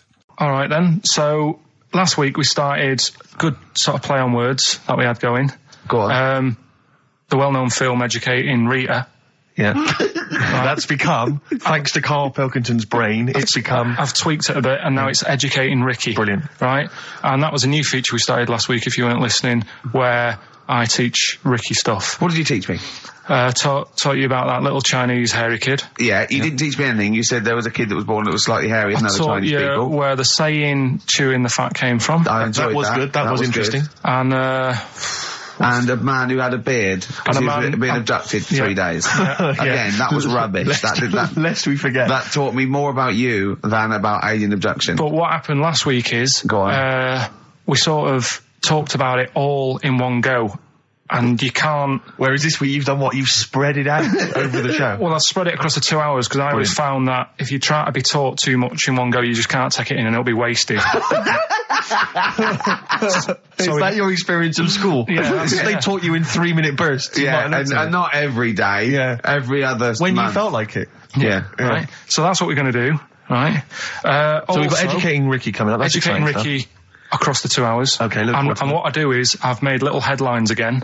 And you decide which story you want to go for first. Well, give me the first headline. No, not yet. We'll do that in a bit. Give me a teaser. Hang on a minute, I'm telling you what else. Oh, yeah. I think so, because last night, right, I mean, this is part of Educating Ricky in a way, but something I learned last night was that tarantulas only bite you if you annoy it. Right. They don't, do you know how people say, if you're in a sleeping bag living in a jungle, a spider will get in there and it'll bite you? Yeah. Apparently not. You've got to really annoy it. The thing that it really hates is having its leg sort of twisted. It hates having its leg twisted. Right. Yeah, but that's more for... Is that what they said in a documentary? No, actually said almost certainly not, Steve. Almost certainly not. Were you watching a documentary? No, I was reading it. Oh, you're reading it. And it was this guy... Was it scrawled on the wall in like a public toilet? No, I'll tell you. I'll tell you more about that later. Oh, it's right. part of the... Educating Ricky. So, Karl, I know you've been thinking this through. What have you got? So, Educating Ricky, we did it last week. It's where I teach you some stuff, but rather then just teach you something, a tease you, so you want to know more, so you want to take in information, right? So if only people had taught you like that, Carl. So, and also it's the name of a film, sort of, nearly. Coming up soon, Henry VIII and his, well, how many wives? Come back tomorrow, Carl, to find out. The little headlines have got to sort of tease you with the story. Yeah, this is gonna hurt me, and I'm not very well. Go on. Right, we've got so this is what. Sorry, I've just got lost for a minute there. It's Educating Ricky. This is Educating Ricky. Yeah. And these are the stories that these are the things you're going to tell him. Yeah. But these are just headline versions. These are headlines. This is not because the actual fact. then I think people will remember things. Okay, all right. So you sort of bullet points. Who can forget hairy Chinese boy? Indeed, I shall never forget that. Yeah. So first headline. Ooh. Don't do that to it. You know it can't live without an head. I've got no idea. It could be about the French Revolution. It could be about anything. I know what it is. No, you think you do. But, No, right? it's what I taught you. Is it the fact that cockroaches can live for 9 days without a head? That's part of it, but it's something different as well. That's what I thought we'd bring up. Okay, brilliant. So that's something to next one. Do you want to work it out? If only it was raining. Brilliant. Okay. Go on. And the last one. What's tomato with you? What's tomato with you? Yeah. Look how pleased he is. You're obsessed with puns, aren't you, at the moment, Kay? It just works. I think it works. Yeah. You love puns. So, there you go. So which of those are you going to choose, right? Oh, well, I'm going to have to choose. Don't do that. You know it can't live without an head. Can we play a tune and we'll come back with Yeah, that? I can find out what that is. Wow, what a history lesson that's going to be. Dandy Warhols and Bohemian Like You on XFM 104.9. I'm Ricky Gervais, with me Steve Merchant and Karl Pilkington. Karl, what's the story then? Right, so what did you say you're going for? You've got your 3 titles, your 3 teasers. Well, I think I'm going to go for Don't Do That to It. You know it can't live without an head. I'm looking forward to this. Right. So this is Educating Ricky, for those that have just tuned in. Now, something that Ricky told me about when he was educating me was that a cockroach, if you cut its head off, it lives for a week. Yeah. Right? And the only reason it dies is because it can't take on water. Sure. It doesn't have a great time in that week, though, does it? No. I mean, it doesn't get much done, I don't imagine. It just needs water, and because it can't find any, like its eyes, it eventually dies. Yeah. Right? No. So what? No, it's not. That's not. It's Anyway. You can't drink. Anyway. So have you heard that one about worms? Okay. I have. Go on. If you cut a worm in half, Yeah. a lot of people have said in the past that it'll turn into 2 worms. Right. But that isn't actually true. Okay. Who said that? No, it used to be like, Kids at school said it on, kids at school and stuff. Yeah. So that, a lot of people think that. Don't pick him up on stuff, Steve. It's bad enough. Sure. So, but what they can do, if you get a worm, right, and you find out which end its head's at. Right. If you you've got its head there at the left-hand side, right, and if you sort of cut it in half. Right. But not in half. So there's more of its neck than the tail, if you know what I mean. Yeah. The bit that you've cut off will sort of die, and the rest of the worm will get better. So in a way, you can cut it in half, and it'll survive, but only one half will survive. Okay. Yeah? What have you learned there? I wish you hadn't chosen that one. To be honest. I know, because there's nothing, is it? Yeah, You know that joke, how would you tell a worm's head from its eye? You put it in a bowl of flour and wait till it farts. Yes. Right? I told my mate that, right, and he went, what if it coughs? Yeah? Yeah? Yeah. So, there is a bit of truth in that myth of cutting one in half.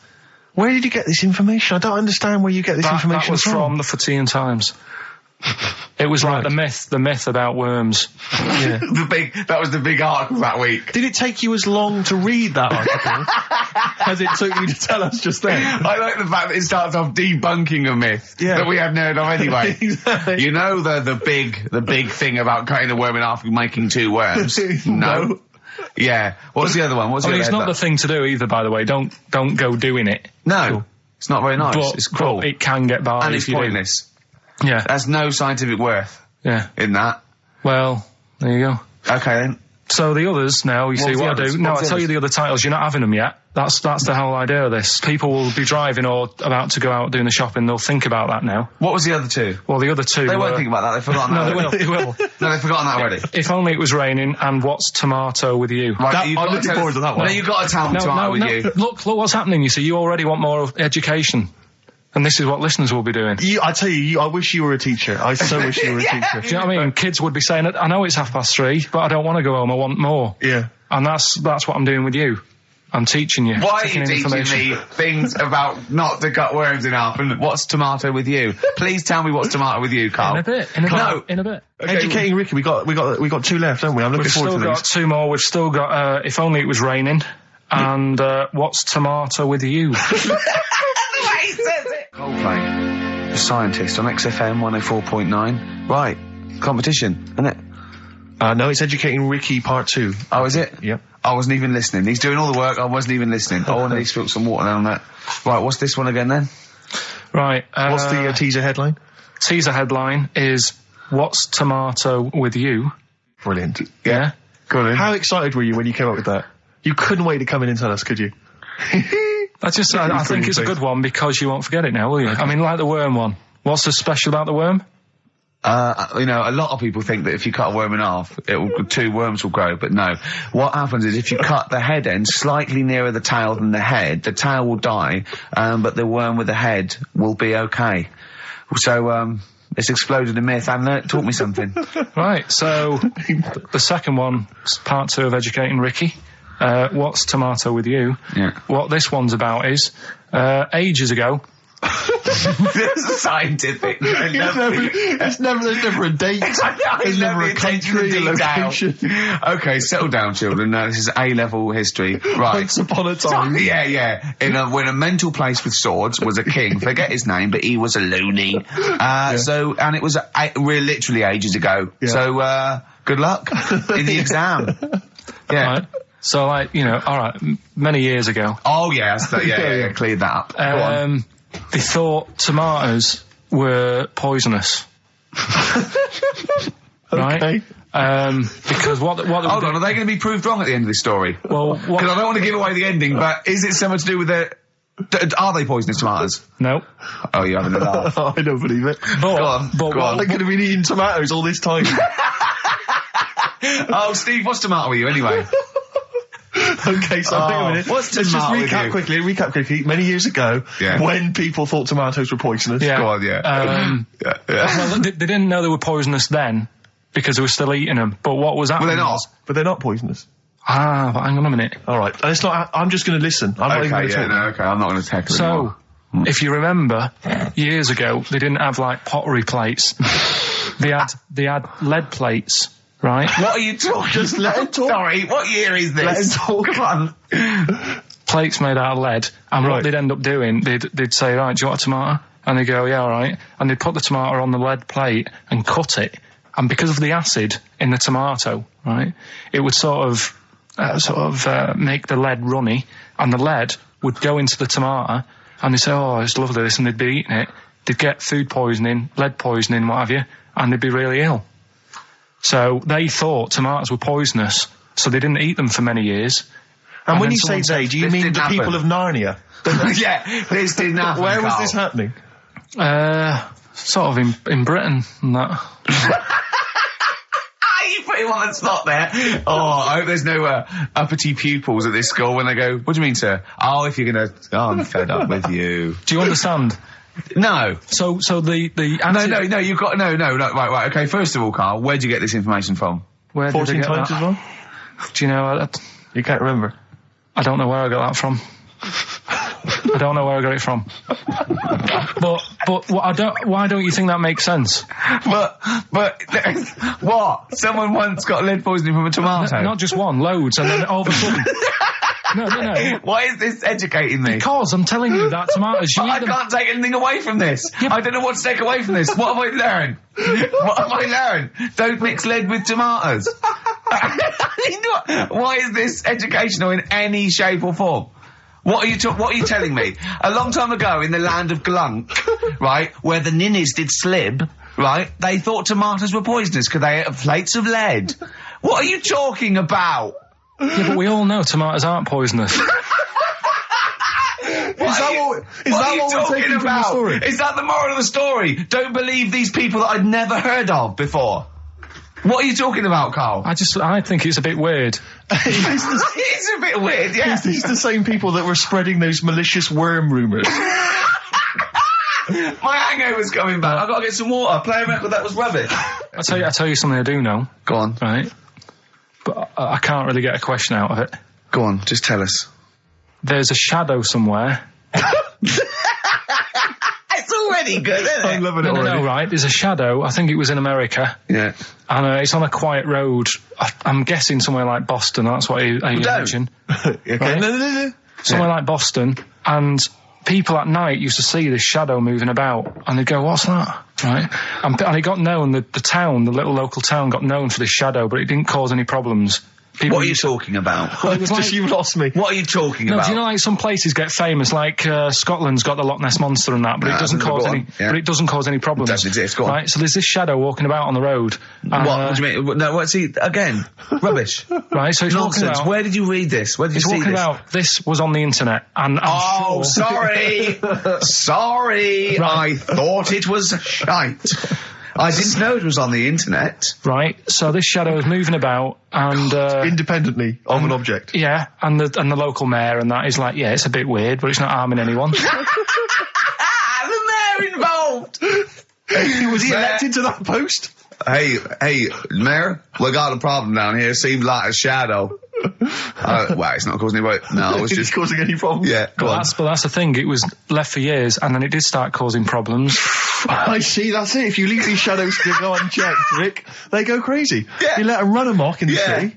Yeah. You've got to stand What around did it do? on What did it Roman do? shadows. What did the shadow do? It was pushing people off the bikes. It was what? It was pushing people off the bikes. Oh, I'll find out more for that next week. Right, that'll tease oh, them. you're a maniac. We'll do more on that. We haven't had time for educating. Please never have children. Right, listen. Just promise me now you'll never have kids. We haven't got time. Okay, now listen. for- All right, DJ Shadow, have we got time to give these tickets away? Yeah, if they just call up, we'll. No, I'll tell you what. I've got a question. Right? Go on. Where does Carl think this may have taken place? If you've been listening to the show, where do you think this evil shadow has been running amok? Let us know. The number, Carl? Good question. 08700 800 1234. So, Excellent. but that's it. We are actually out of time. We are indeed. Carl, I want you to tell Steve what you told me in the week. About the snake, about the anaconda, how to... Right, this is Carl's method. He's not scared of the anaconda, the 30-foot long, biggest, scariest snake. No, you were talking the about world. stuff, weren't you, about in jungles and that, and animals. That we do. Yeah. Right. And I remember reading about, say if you're in the jungle and you get tired and you go to sleep, right, and you sort of wake up and you feel something on your leg, and you look down and it's an anaconda, right? Yes. And it's swallowing your feet, because apparently they always go from the feet up. They never eat you from the head. So, Okay. Should I save these points to the end? Because Make a list of the points. Because they always eat head first, because the way the fur goes, where they have to take a capybara or even a rat, they take it from the head But first. make a point. Okay, Make some notes okay, there. so that's Rick. wrong. We'll come back okay, to this let's later. go on. So they always eat you from the feet. Go on. So they're swallowing your feet, and it's said on the website, if you wake up and you see this anaconda doing that, sort of eating away at your feet, don't panic. Don't panic. I'm just writing this down. Don't panic. Hold on. Okay, go on. Don't try and kick it off. Okay. Just let it sort of swallow you. Mm-hmm. But only up to your knees. Okay. Why not kick it off straight away? Because I think it sort of gets a bit angry, it starts thrashing about, and it can swallow faster, I think. Oh, yeah. I'm guessing that bit. Okay. Just put a question mark by that. Okay, there, Rick. pop a question mark next So, to eat. so knees. yeah, so it's up- eat knees. So eat it up to your knees. It's up to your knees, Yeah, and then yeah, what yeah. you do is you get a knife Yeah. Okay. and you cut. And how do you get a knife? Do you walk over to the kitchen? I was or- going to pop over, get knife. Where's that coming from? Get Well, the you knife. always have a knife. Always have a knife, of course you do. Oh, yeah. Otherwise you're a fool. Always have a knife, okay? Well, come on. Yeah. If you're going to go into a jungle, Always have a knife. Okay. Always have a knife, yeah. simple. Could I just suggest something? You know, suppose you're wearing combat trousers, and the knife is actually in the trousers by the knee, the sort of pocket by the knee. What happens then? I suppose you could still reach into the mouth, couldn't you? So anyway, you've got a knife. Let's say you've got a knife. Let's say you've fallen asleep, the anaconda's chewing your feet, you let it eat up to the knees, you've got a knife. What do you do then, Carl? Right. So it's up to your knees, and what you do, you get your knife that you got out of your pocket earlier, and you cut it at the mouth, right? Do you know, like either side of the lips? Right. So you're sort of cutting it in half. Right, like a Chelsea smile. And it can't, yeah, that's right. Yeah. It can't do anything. It wasn't ready for that. It can't move about because it's got, like, your legs in its mouth. And peel it off and walk away. Okay. My main point, really, is this, Carl. Never will an anaconda or any constrictor, python, boa constrictor, just start eating a sleeping man. He will crush you to death first. That's why they're called constrictors. They're not called gobblers, are they? Or holy swallowers. They're called constrictors. Why would he start eating something? Is that how they take down antelope? Just start chewing their leg? Oh, it's gone off. I'll tell you what, lads. They get together. This next one there said, I'll tell you what, we're losing a lot of prey by just living at their ankles. They're running away. Let's crush them to death first so they can't move. Then we can swallow them. You're a fool. So anyway, right, so I was telling him this bit of information because we started a feature last week. Well, week before. Sorry, Carl, can we just go back to the crushing you to death first? Yeah, but, well, I read it. He's won there. He's beating you there, Rick. Okay. Did it say what to do if it starts crushing you to death first? No. Did it say what to do? Supposing it had this meeting, and it started crushing you, and you woke up and it was actually round your chest. And every time you tried to take a breath and breathed out a little bit, it just tightened his grip, because it can feel that. What'd you do then? You sort of tighten yourself up anyway, because I've read about that. Yeah. If one does start wrapping it around you, you sort of make yourself into a ball, first of all, and it'll wrap around you, but it's alright because you're protecting your lungs, so it can't crush you, and then you just sort of shout for help. And you shout out with this 30-foot snake. Do you know how it works? It gets as tight as it can. It can feel as tight as it can, right? With these huge muscles, right? Yep. Right? When you leave a bit of breath out, it tightens again. You won't be that out of breath. You haven't been running anywhere, so you can just go. What? And when do you get the new mouthful of oxygen? Just breathe very slowly, like you do. How? Do you know what breathing is? Do you know what breathing is? It's extending your rib cage, right? Intercostal muscles between the ribs. Contract like that. Okay, making the rib cage expand, which pulls air in through. It's like a bellow. That you can't just breathe via the mind. It's a physical process. It's your rib cage. Well, maybe I'm special, but I can do little breaths without my rib cage. Play a record, Steve. Yeah, you're Play a record. No. You can't take little breaths without moving your rib cage. Can I just give you the titles, because we're running out of time? We've got a competition to do. Okay, all right. Let's just leave the anaconda discussion. Why don't you agree to disagree, and we'll see who survives if you crash land in the jungle. Right. So, what is this? What are you doing now? This is educating Ricky. Right? Oh, good. I'm going to look forward to this. Yeah, 3 topics that I teach you every week. Yeah. Now, obviously, I should just remind people, you normally summarise each of these in a kind of bullet point heading, which you tease us with. So what have you reduced them to this week? Right, we've got Stocking, Aitken and Waterman. Stocking, Aitken and Waterman. Good. Yeah. What else have we got? We've also got, what else is it? It's not his vault. Yeah? It's not what? It's not his vault. Okay. Yeah? And we've also got Get a Lobe of This. Get a Lobe of This? Yeah. Carl, they're genius. Rick will be choosing one of these after New Order. Foo Fighters and All My Life on XFM 104.9. I'm Ricky Gervais, with me, Stephen Merchant and Karl Pilkington. So, just before we do educating Ricky, this is where Karl thinks he can give me something of interest and teach me something to take away. Last week I found out that somewhere in a strange land people thought tomatoes were poisonous because they ate them with lead. Things like that. What was the other one you told me? What else was it last week? Bit of worms. Cut me off. Yeah. Oh, I sent him a text message. I was on the train, a bit bored, and I read in, I think it was Metro, scientists have found out that worms get stressed, and they found out that the fat ones didn't live as long.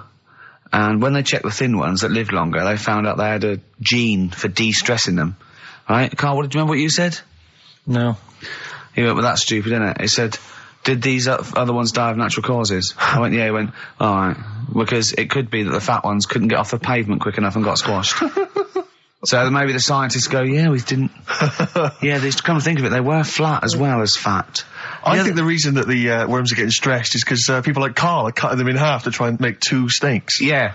Yeah. Two worms. Well, yeah. well. That's the concern. he said they can't even commit suicide if they're stressed by cutting their throat. I also sent what I thought was quite interesting, that the scientists have found that the elephant hasn't got the best memory. The sea lion has, based on they've got a sea lion and they got it back into the old laboratory 10 years after it taught it a simple trick, and it could still do the trick. What did you say to that, Carl? I'd say they don't get up to much anyway, so if you do teach it something, it is going to remember it. Sure. Because it's got nothing else to do. Yeah. And then it also, I mean, I like sea lions, they look nice and everything, but what do they do? What was that? Sea lions? Yeah, what are they here for? It's another jellyfish, as far as I'm concerned. It's like, it's there and people know about them, but what do they do? Yeah. What do we do? What do we do, Carl? Well, what do we do? A cat, first, Steve said, is good for your heart. So why is it all geared to what's good for us? Well. Anyway. Educating Ricky. Good, we've settled that then. Go on. The titles that are meant to sort of pull you in. Yeah. We've got, what was it? Stocking, Aitken and Waterman. Yeah. You've got It's Not His Vault. And Get a Load with This. Get a load with this. So, which pun do I pick first? I think I'll go for Get a Load with This. Get a lobe of this. Yeah, get a lobe of this, yeah. Well, that's a story about a girl who, she was deaf, right, for 4 years. And, it happened quite a bit back this. What year? Or was it, ages ago, was it? About, yeah, quite a bit back. She was deaf for about 4 years, having an argument with her mum, it said, which I didn't quite understand. Because I don't know how they do that. Yeah. But she was having an argument, and a man pushed her against a wall, and she banged her head, and her hearing came back. Okay. Was she wearing a Walkman, and it fell out? And she'd realised, there's no explanation. There's no explanation? Well, why is that teaching me something then? So I knew you'd say this, right? So I thought, right, I'll stick something on it. Do you know that bees are deaf? No, you can't just, no. If you ask someone something they don't know the answer to, they don't tell you something else. Just, I'll tell you something else then. I can't answer that, I'll tell you something else.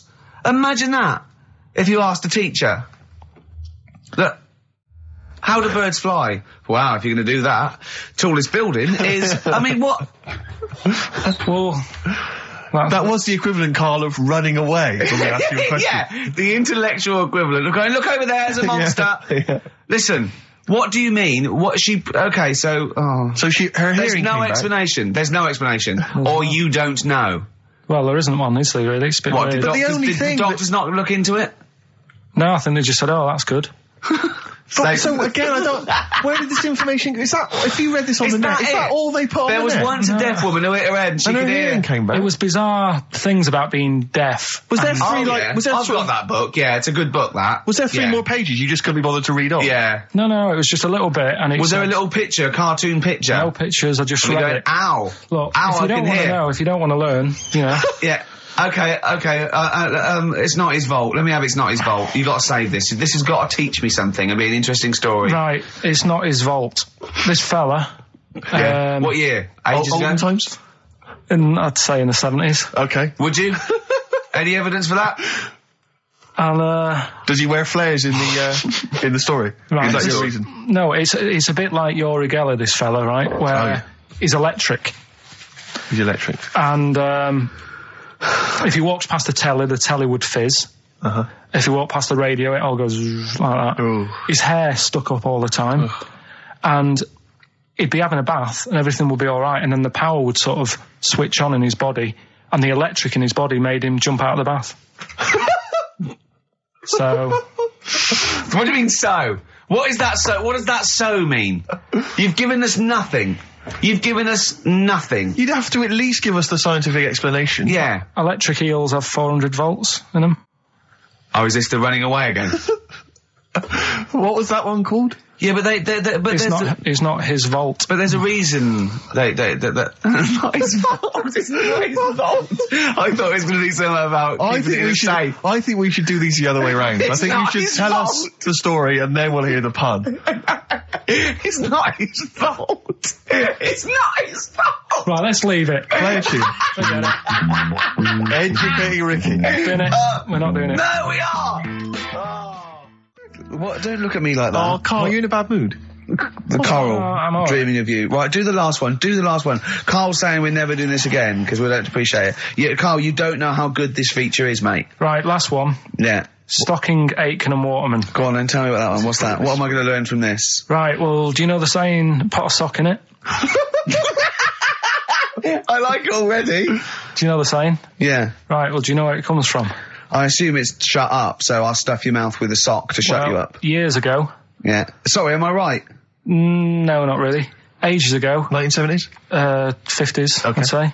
Do you know the old... I'd say. Do you know the old gramophone? Yeah. With the big horn on it? Yeah. Right, well, those stereos didn't have a volume control on them. Right? So they'd be listening to so the you put a album, sock in the... and you'd mute. put something like a sock. That's a real one, you see. That's taught me something. That's good. That's excellent, Carl. That is the only one that counts, like chewing the fat, if they're true. I'm assuming they are. It works. It's of interest. I haven't got it verified yet, but that is educating Ricky. That's brilliant. I will say the other two were more entertaining. So, you know, Do you understand the distinction, though, between that one and Electrical Man? and, or I've hit my head, I can hear you, Mum. Yeah. Can you see the difference, though? Or... not really, because when I read all three, I took something away from all of them. What did you take away from the Electrical Man? I just thought, imagine that. Imagine how annoying that would be. But that's not education. And it's not taking anything away. Think about it, right? We take our lives for granted all the time, don't you? You get up in the morning, it's like, oh, I'll get up and walk for a shower. Some people can't walk, right? Yeah. This guy, he can't even have you know what I mean? It's nice to have a bath, isn't it, when you got time on your hands and you can relax. This guy can't even do that. He might be alright for a bit, but he's not really enjoying it because at any moment it could strike. Yeah. So he can't even do that. He can't comb his hair because it keeps going a mess. Yeah. He can't watch his Nor can you. No, he can't. Does he fight crime? What does he do with his powers? I think he just has to sit around because he can't work with machinery. Right. Because he'll probably blow a fuse. Yeah, so he just sits around. Think about it. What can he do? What normal things can he do? Skateboarding. Going for long walks. Yeah. Put a wetsuit on. Well, he couldn't do that. Why? Water and electric. No, wetsuits aren't actually wet. They're dry initially. Just put a whole wetsuit on and walk round with flippers and A wetsuit's not like a dinner jacket that's like really wet. Well, all I'm saying is think. Do you know what I mean? Oh, okay. And what was the other one the again? girl deaf 4 years hits her head. Yeah. That's just... What have you learned from that? What is that? Well, imagine how happy you'd be. Remember that time when I nearly died when I choked on a Mr. Freeze pop? Right? No, tell us that one again. No, I told you, didn't I? Tell us again. Yeah, but the people will remember it, and then it's... They weren't listening. Go on. What happened? It was ages ago when my mum and dad used to go out shopping on a Friday. 1970s? Get the food in. get a week's load of food in the cupboard and that, and we'd, they'd come in with all the food, and we'd all be like, oh, God, there's no food left on a Thursday, really, so we'd all be hungry on the Friday by the time the food got in. I love that, And that they wouldn't eat it. I imagine him like jackal puppies. Yeah. Just like licking your parents' mouth for food as they come through the door. So they come in from the supermarket, they're emptying the box. Our kid had got some biscuits and what have you. Frenzy, just a feeding frenzy, like pigeons. I grabbed the Mr. Freeze pop and knocked it back really quick, but it wasn't frozen, so I knocked it back so it was like a liquid and it went down the wrong way, right, and I was choking, right, and I nearly died. It must have been about, how long can you go before you die? A couple of minutes to do it. I reckon about 1:50. Right, I was really close to dying. How do you know you were close to dying? Did your life flash before you? No, but I just was like, There's loads of incidents of him eating pops. Yeah, exactly. I just said 40 of those. whatever, right? What do you think you'd see if your life flashed past you? What do you think, which elements would stand out for you, do you think? What? Start now, go back. What do you remember? What's the first thing you remember? As a kid? Yeah, just done it now. Being in the hall and having our dog licking my face. That's your earliest memory? Yeah. Okay, what's the next one? Right, next one's probably being at primary school with Lindsay. Yeah. Was that your girlfriend? Well, a little friend who was a girl. Sure. And we used to have like tins with letters in, and you'd have to write stuff. But anyway, what were we doing? What? He got confused. Right, so anyway. I'm intrigued by the dog that was licking your face. Well, bin that. We won't win that. No, it's a great feature. I just think you need to be a little bit more careful about what you consider to be education. Gone funny. I fell over. All right, well, we'll work on it next week. Play a tune, and what have you got for us? Because we've got a big competition. Come on. Do Do the competition. We've only got 25 Yeah, well, come on Don't then, worry quick about then. it, Carl. Do Play a something, tune. play We'll a come back with tune. Rockbusters. What are we playing? Let's play a bit of Tupac. Oh, that's what I'm coming out to, isn't it? Yeah, Fight. exactly. Yeah. Imagine it. Whack it up, whack it up. Right, okay, let's get this show well and truly on the road. We better start educating Ricky next, Carl. What have you got for me? I can't wait for learning. I need learning. I need education. We should just Teach explain, me something. obviously, for those that have just tuned in, Carl tries to teach Ricky 3 things each week. Based on the pun title, And yeah, each educating of them, just to tantalise Ricky, is abbreviated into some kind of headline. a cryptic clue involving a pun. So what have you got for us this week? They are really cryptic this week. Okay. Yeah. First story, little headline, is don't worry about him, he candle it. He candle it. Yeah. Sounds a bit like he can handle it, but it's not. Brilliant. Second one. Get a lobe of I'm Get a lobe of this. Some classics. Who can forget? Get a lobe of this. Yeah. Coming soon. And Stocking Aitken Waterman. Go on. Second one. Yeah. I'm committed to this treatment. I'm committed to this treatment. Yeah. All right, tantalising. Yeah. And the last one, the police are causing a bit of a stare. The way he looks when he says it. I wish we could see. Can't we get Carl on telly? There's got to be a way. We cannot. With all the cable channels, anyone can get on telly these days. Let's phone up. Let's get you on Choice or something. Just Carl. What are you going for? Oh, he can handle it, I think. Don't worry about him, he candle it. He candle it. Okay, let's hear this one. Right, are you familiar with the phrase burning the candle at both ends? Yeah. Do you know how it's come about? I know a man who does. I assumed that it was to get more light in the room. How would that work? Well, they'd put it sideways and light both wicks, so out of one candle they could get two. No, go on. No, what it is... Oh, it means you're doing too much, you're staying up too much, Right. you're not getting enough sleep, and you're... Well, years ago, Yeah. when they didn't have light bulbs and that. Oh yeah, what year is this? Literally ages ago, specifically. Yeah, quite a bit back. Okay. Didn't have light bulbs and that, so they used to have candles When in did the light bulb come in? Because I can't remember at the moment. don't know. Okay, go on. So, yeah, so they've got a light bulb. You're not, you wouldn't know, you're a doctor, you're not a historian, go on. And people who worked a lot of hours, yeah, How many? Literally lots? they get up early in the morning because they have to be up early. Yeah. And it's dark outside, so they'd light the candle. Sure. And they'd wear it out a bit. And then they'd be getting in late as well. Yeah. And like, they'd be like, oh, it's dark, I'll have to light the candle again. And they're burning candle at both ends of the day. So that's where the saying comes from, burning the candle at both ends. So, All right. that's a little lesson. Yeah. Lesson one. Okay. Can I have... No, you can't have You another can't one rush yet. into them, Rick. You've got to. I've got to soak in that. You've got to soak that one in. Any questions for Carl off the back of that? What do you think?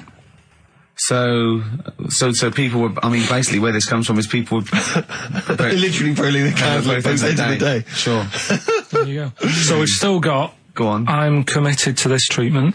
And I can't wait. This is like Christmas Rick, I Eve should for me. just say- It's like Christmas. I've got to open another present now. No, I'm afraid we've got to save it. Rick, raw. Nirvana. Amazing. We were just talking. We were getting excited about that. Yeah, weren't you've we? got an incredible Brilliant. voice he has. And Grohl drumming it's brilliant. You know, you're right. The new one from Nirvana. Well, it's time for Educating Ricky Part 2, isn't it? I'm excited, Carl. I'm going to learn so much from this. What's the choices again? What Right, you've got left. Still keep phoning your answers to Email. Email. Sorry, yeah. The answers to Rockbusters. Yeah. Right. Okay. Educating Ricky, part 2. Right. I'm committed to this treatment. Yeah. Is one. Oh, I've got to go for that one. Yeah. Yeah. Or the other one is the police are causing a bit of a stir. He still says it like it's the best thing he's ever come up with, which in a way is. It could be. Right, go on then. I'm committed to this treatment. Right. Do you know the saying? Is it just sayings now? Are they all sayings? This No, they're not. Okay. No, the other one isn't. Frog in your throat? The saying, there's a frog in your throat? Yeah. I assume it's when you croak a little bit. You sound like a frog. No. Right. Might seem a bit weird, this one, right? But years ago... Oh, yeah. Sorry, what is that clue? Committed to this treatment? It's about frogs Kermitted.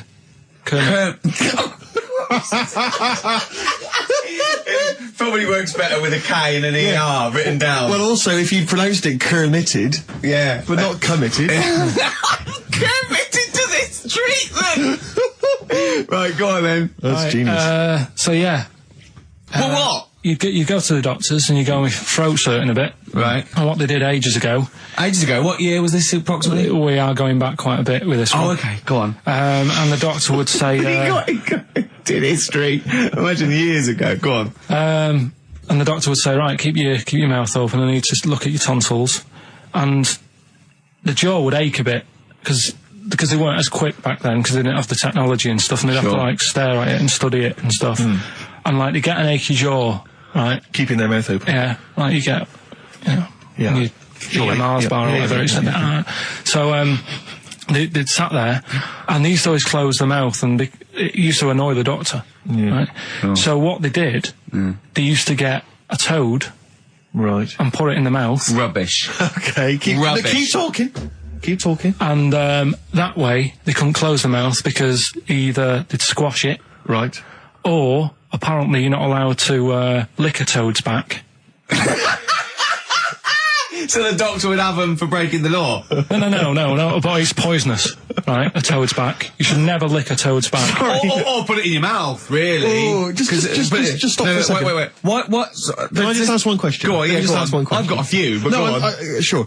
My initial thought is, it sounds like a brilliant bit of sort of medical knowledge there. It's a great idea. Yeah. My only thought is, how does the doctor see past the toad? At your tonsils? What's he actually looking at with the mouth open? Surely the toad is Isn't in it the like way. hopping around in the way? It didn't say. Sorry, and my first question is, was this on the internet? Yeah. Yeah, okay. Carl, that is bollocks. That is, I mean... Well, alright then. Let's turn this round. Where does the saying, you got a frog in your throat come from? Probably because you sound a bit croaky. Probably that. Probably because you sound a little bit like a frog when you've got a sore throat. Carl, did you not question it just for a moment when you read it? Just for a second, didn't you think, that seems an odd approach? Firstly, why a frog of all the different Because species? it's poisonous. A toad. So it's a toad as well? Yeah, well, it worked. I'm committed. Worked. No, my point is it's frog in the throat. I was going to change it to, have you heard the news Toad Day? But I went with the frog. Oh God! Right, so that's think rubbish. about it. So that's rubbish. Next, can I have Let's play a tune, let's come up with a God. last one. Can I just say... No, just play it. Yeah? Yo, Carl. I have to thank my mate Dave, who sent me an incredible 4-disc compilation. That was one of the tunes on there. It looks professional. It's amazing. It's incredible, The effort yeah. Oh, is he's gone to too much effort. Ben Queller, it's a track called In Other Words from his album Sha Sha. Open wide. Oh dear, that's interesting. Oh, here, doctor. Look, you've actually got a frog in your throat. I didn't get there. I put it in there. That's the most ludicrous story I've ever heard, Carl. Why don't you think when you read these things? I think there's always going to be a bit of truth in all of these. I mean, that fella called up, didn't he, and said, I'm not sure about the, putting a frog in your throat if you got, problems with your tonsils or whatever. But he said years ago, if someone had toothache, they'd get hold of a frog and strap it to the face. Yeah, sure. So maybe down the line, maybe they did. Maybe they didn't do it for long. I think Caligula made his emperor a horse and emperor as well. But I mean, well, what about the frog thing with a poisonous back. It's rubbish. That's true. No, the toads have the secretions in the Why? But they didn't put it in people's mouths. No, so Why? well, I'll tell you why. When a badger or a heron tastes the toad, it's horrible. Ugh. The toad might die, but it's for the good of the species, because then think how many toads looking like that heron could eat in its lifetime. So the fact that one toad sacrificed itself, all those other toads in that heron's manner will be safe. Why? I mean, you know, we've talked about animals a lot on the show, right? Yeah. And when God made a toad... Sure. Right, okay. Well, I'm going to stop you there. I'm going to stop you there straight away. Don't. Just let him carry on. Right. Okay. Like, there's annoying things out there, you know, jellyfish is a big problem with me. I don't understand what they do in the sea and stuff. Right. Right, but we'll leave them. Got right? to for me, but go on. We won't talk about jellyfish. No. With the toad, right, if it's to protect itself... Yeah. Right, now So it's not to protect itself, it's to protect his species. No, yeah, but that, surely, right, if the toad had a choice, if God said, right, what I'm going to do for you here, you can have something like a lobster's got claws, big claws to have a fight, or I can give you something that if someone's having a go at you, you've got to try and persuade them to lick you back as a defence. Yeah. What use is, right, Oh, God, sir. Well, I'll tell you why. What is God The up fact to? that there are still toads around is a testament to that defence working. That's all I'm going to say, okay? If the toad had died out, you'd have a point. But they're still around. It works, alright? And don't start slagging God off. He's got a lot on his plate. Basically, I think he took on too much. Particularly in 1 week. Exactly, it was crazy. Danger High Voltage, Electric 6, XFM 104.9. I'm Ricky Gervais, with me Steve Merchant. Carl's getting all flustered because I put elastic band around his head. And we've had a definition of... Well, hang on a frog in second, the throat. because there's an update to that, Rick. Go on. We did just have one definition here of a frog in the throat. Apparently this has come from some internet site, so who knows how convincing it is, but it says frog in the throat, meaning suffering from temporary hoarseness, needing to clear the throat. Origin from the Old English frogger, meaning hoarseness. That's from Chris. Now that sounds slightly suspect to me. Why? But frogger? I mean, it seems odd that it would derive from that when it so clearly appears to be you sound like a frog when you have a sore throat. Yeah, but the word frog could come from frogger, because it sounds like it's I think croaking. wasn't Frogger a game you could play on the on the Spectrum? That's a great game. But listen, hang on, there's an update to that, because just to The common frog, of course, Rana tempora, that's the Latin name. Well, your toad is Buffo Buffo. Right. You may be trying to show off, but I think you're about to embarrass yourself as well, because you've been slagging off young Karl. Yeah. It says here, another email, it doesn't tell us who it's from. Although it's hard to believe now, at one time, medieval physicians believed that the secretions of a frog could cure a cough if they were coated on the throat of the patient. Yeah. That in itself sounds repulsive, but what makes the idea even worse is the application of the secretions. Instead of painting the treatment on, something which may also have seemed rational, a live frog was placed into the mouth of the sufferer, where it remained until the physician decided that the treatment was complete. Right. Apparently Shakespeare's son-in-law, that's a question mark, I don't know what that means. Anyway, it's no wonder that today a froggy or croaky attempt at speech is said to be a frog in your throat. So, you can see that what's happened there is Karl's misread or been slightly misinformed about a medieval practice. In a sense, you're both winners, just for taking part. What's your final one, Karl? Right, the final story is the police are causing a bit of a stir. I can't wait. It's about this fella. I think it's in England somewhere.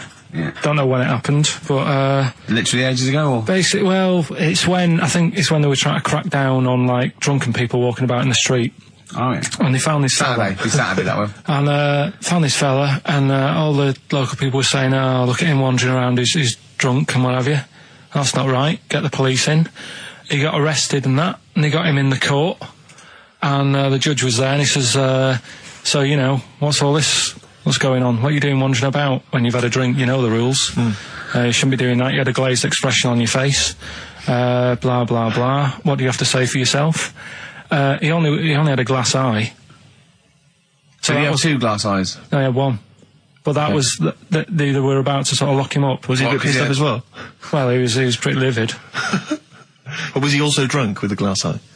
No, that's the right. weird thing. He wasn't even. He hadn't even had a drink. So they just thought, because he had a weird stare. Because his eyes were all glazed. Yeah. Where'd you get this from? Why are you telling me this? Yeah, but why are you telling me this? I mean, thank you, because it's, killed a couple of minutes, but why is this educating me? What are you telling me here? Because there's a bit of a thing there, a bit of a fable, that don't always judge a book by its cover. Yeah?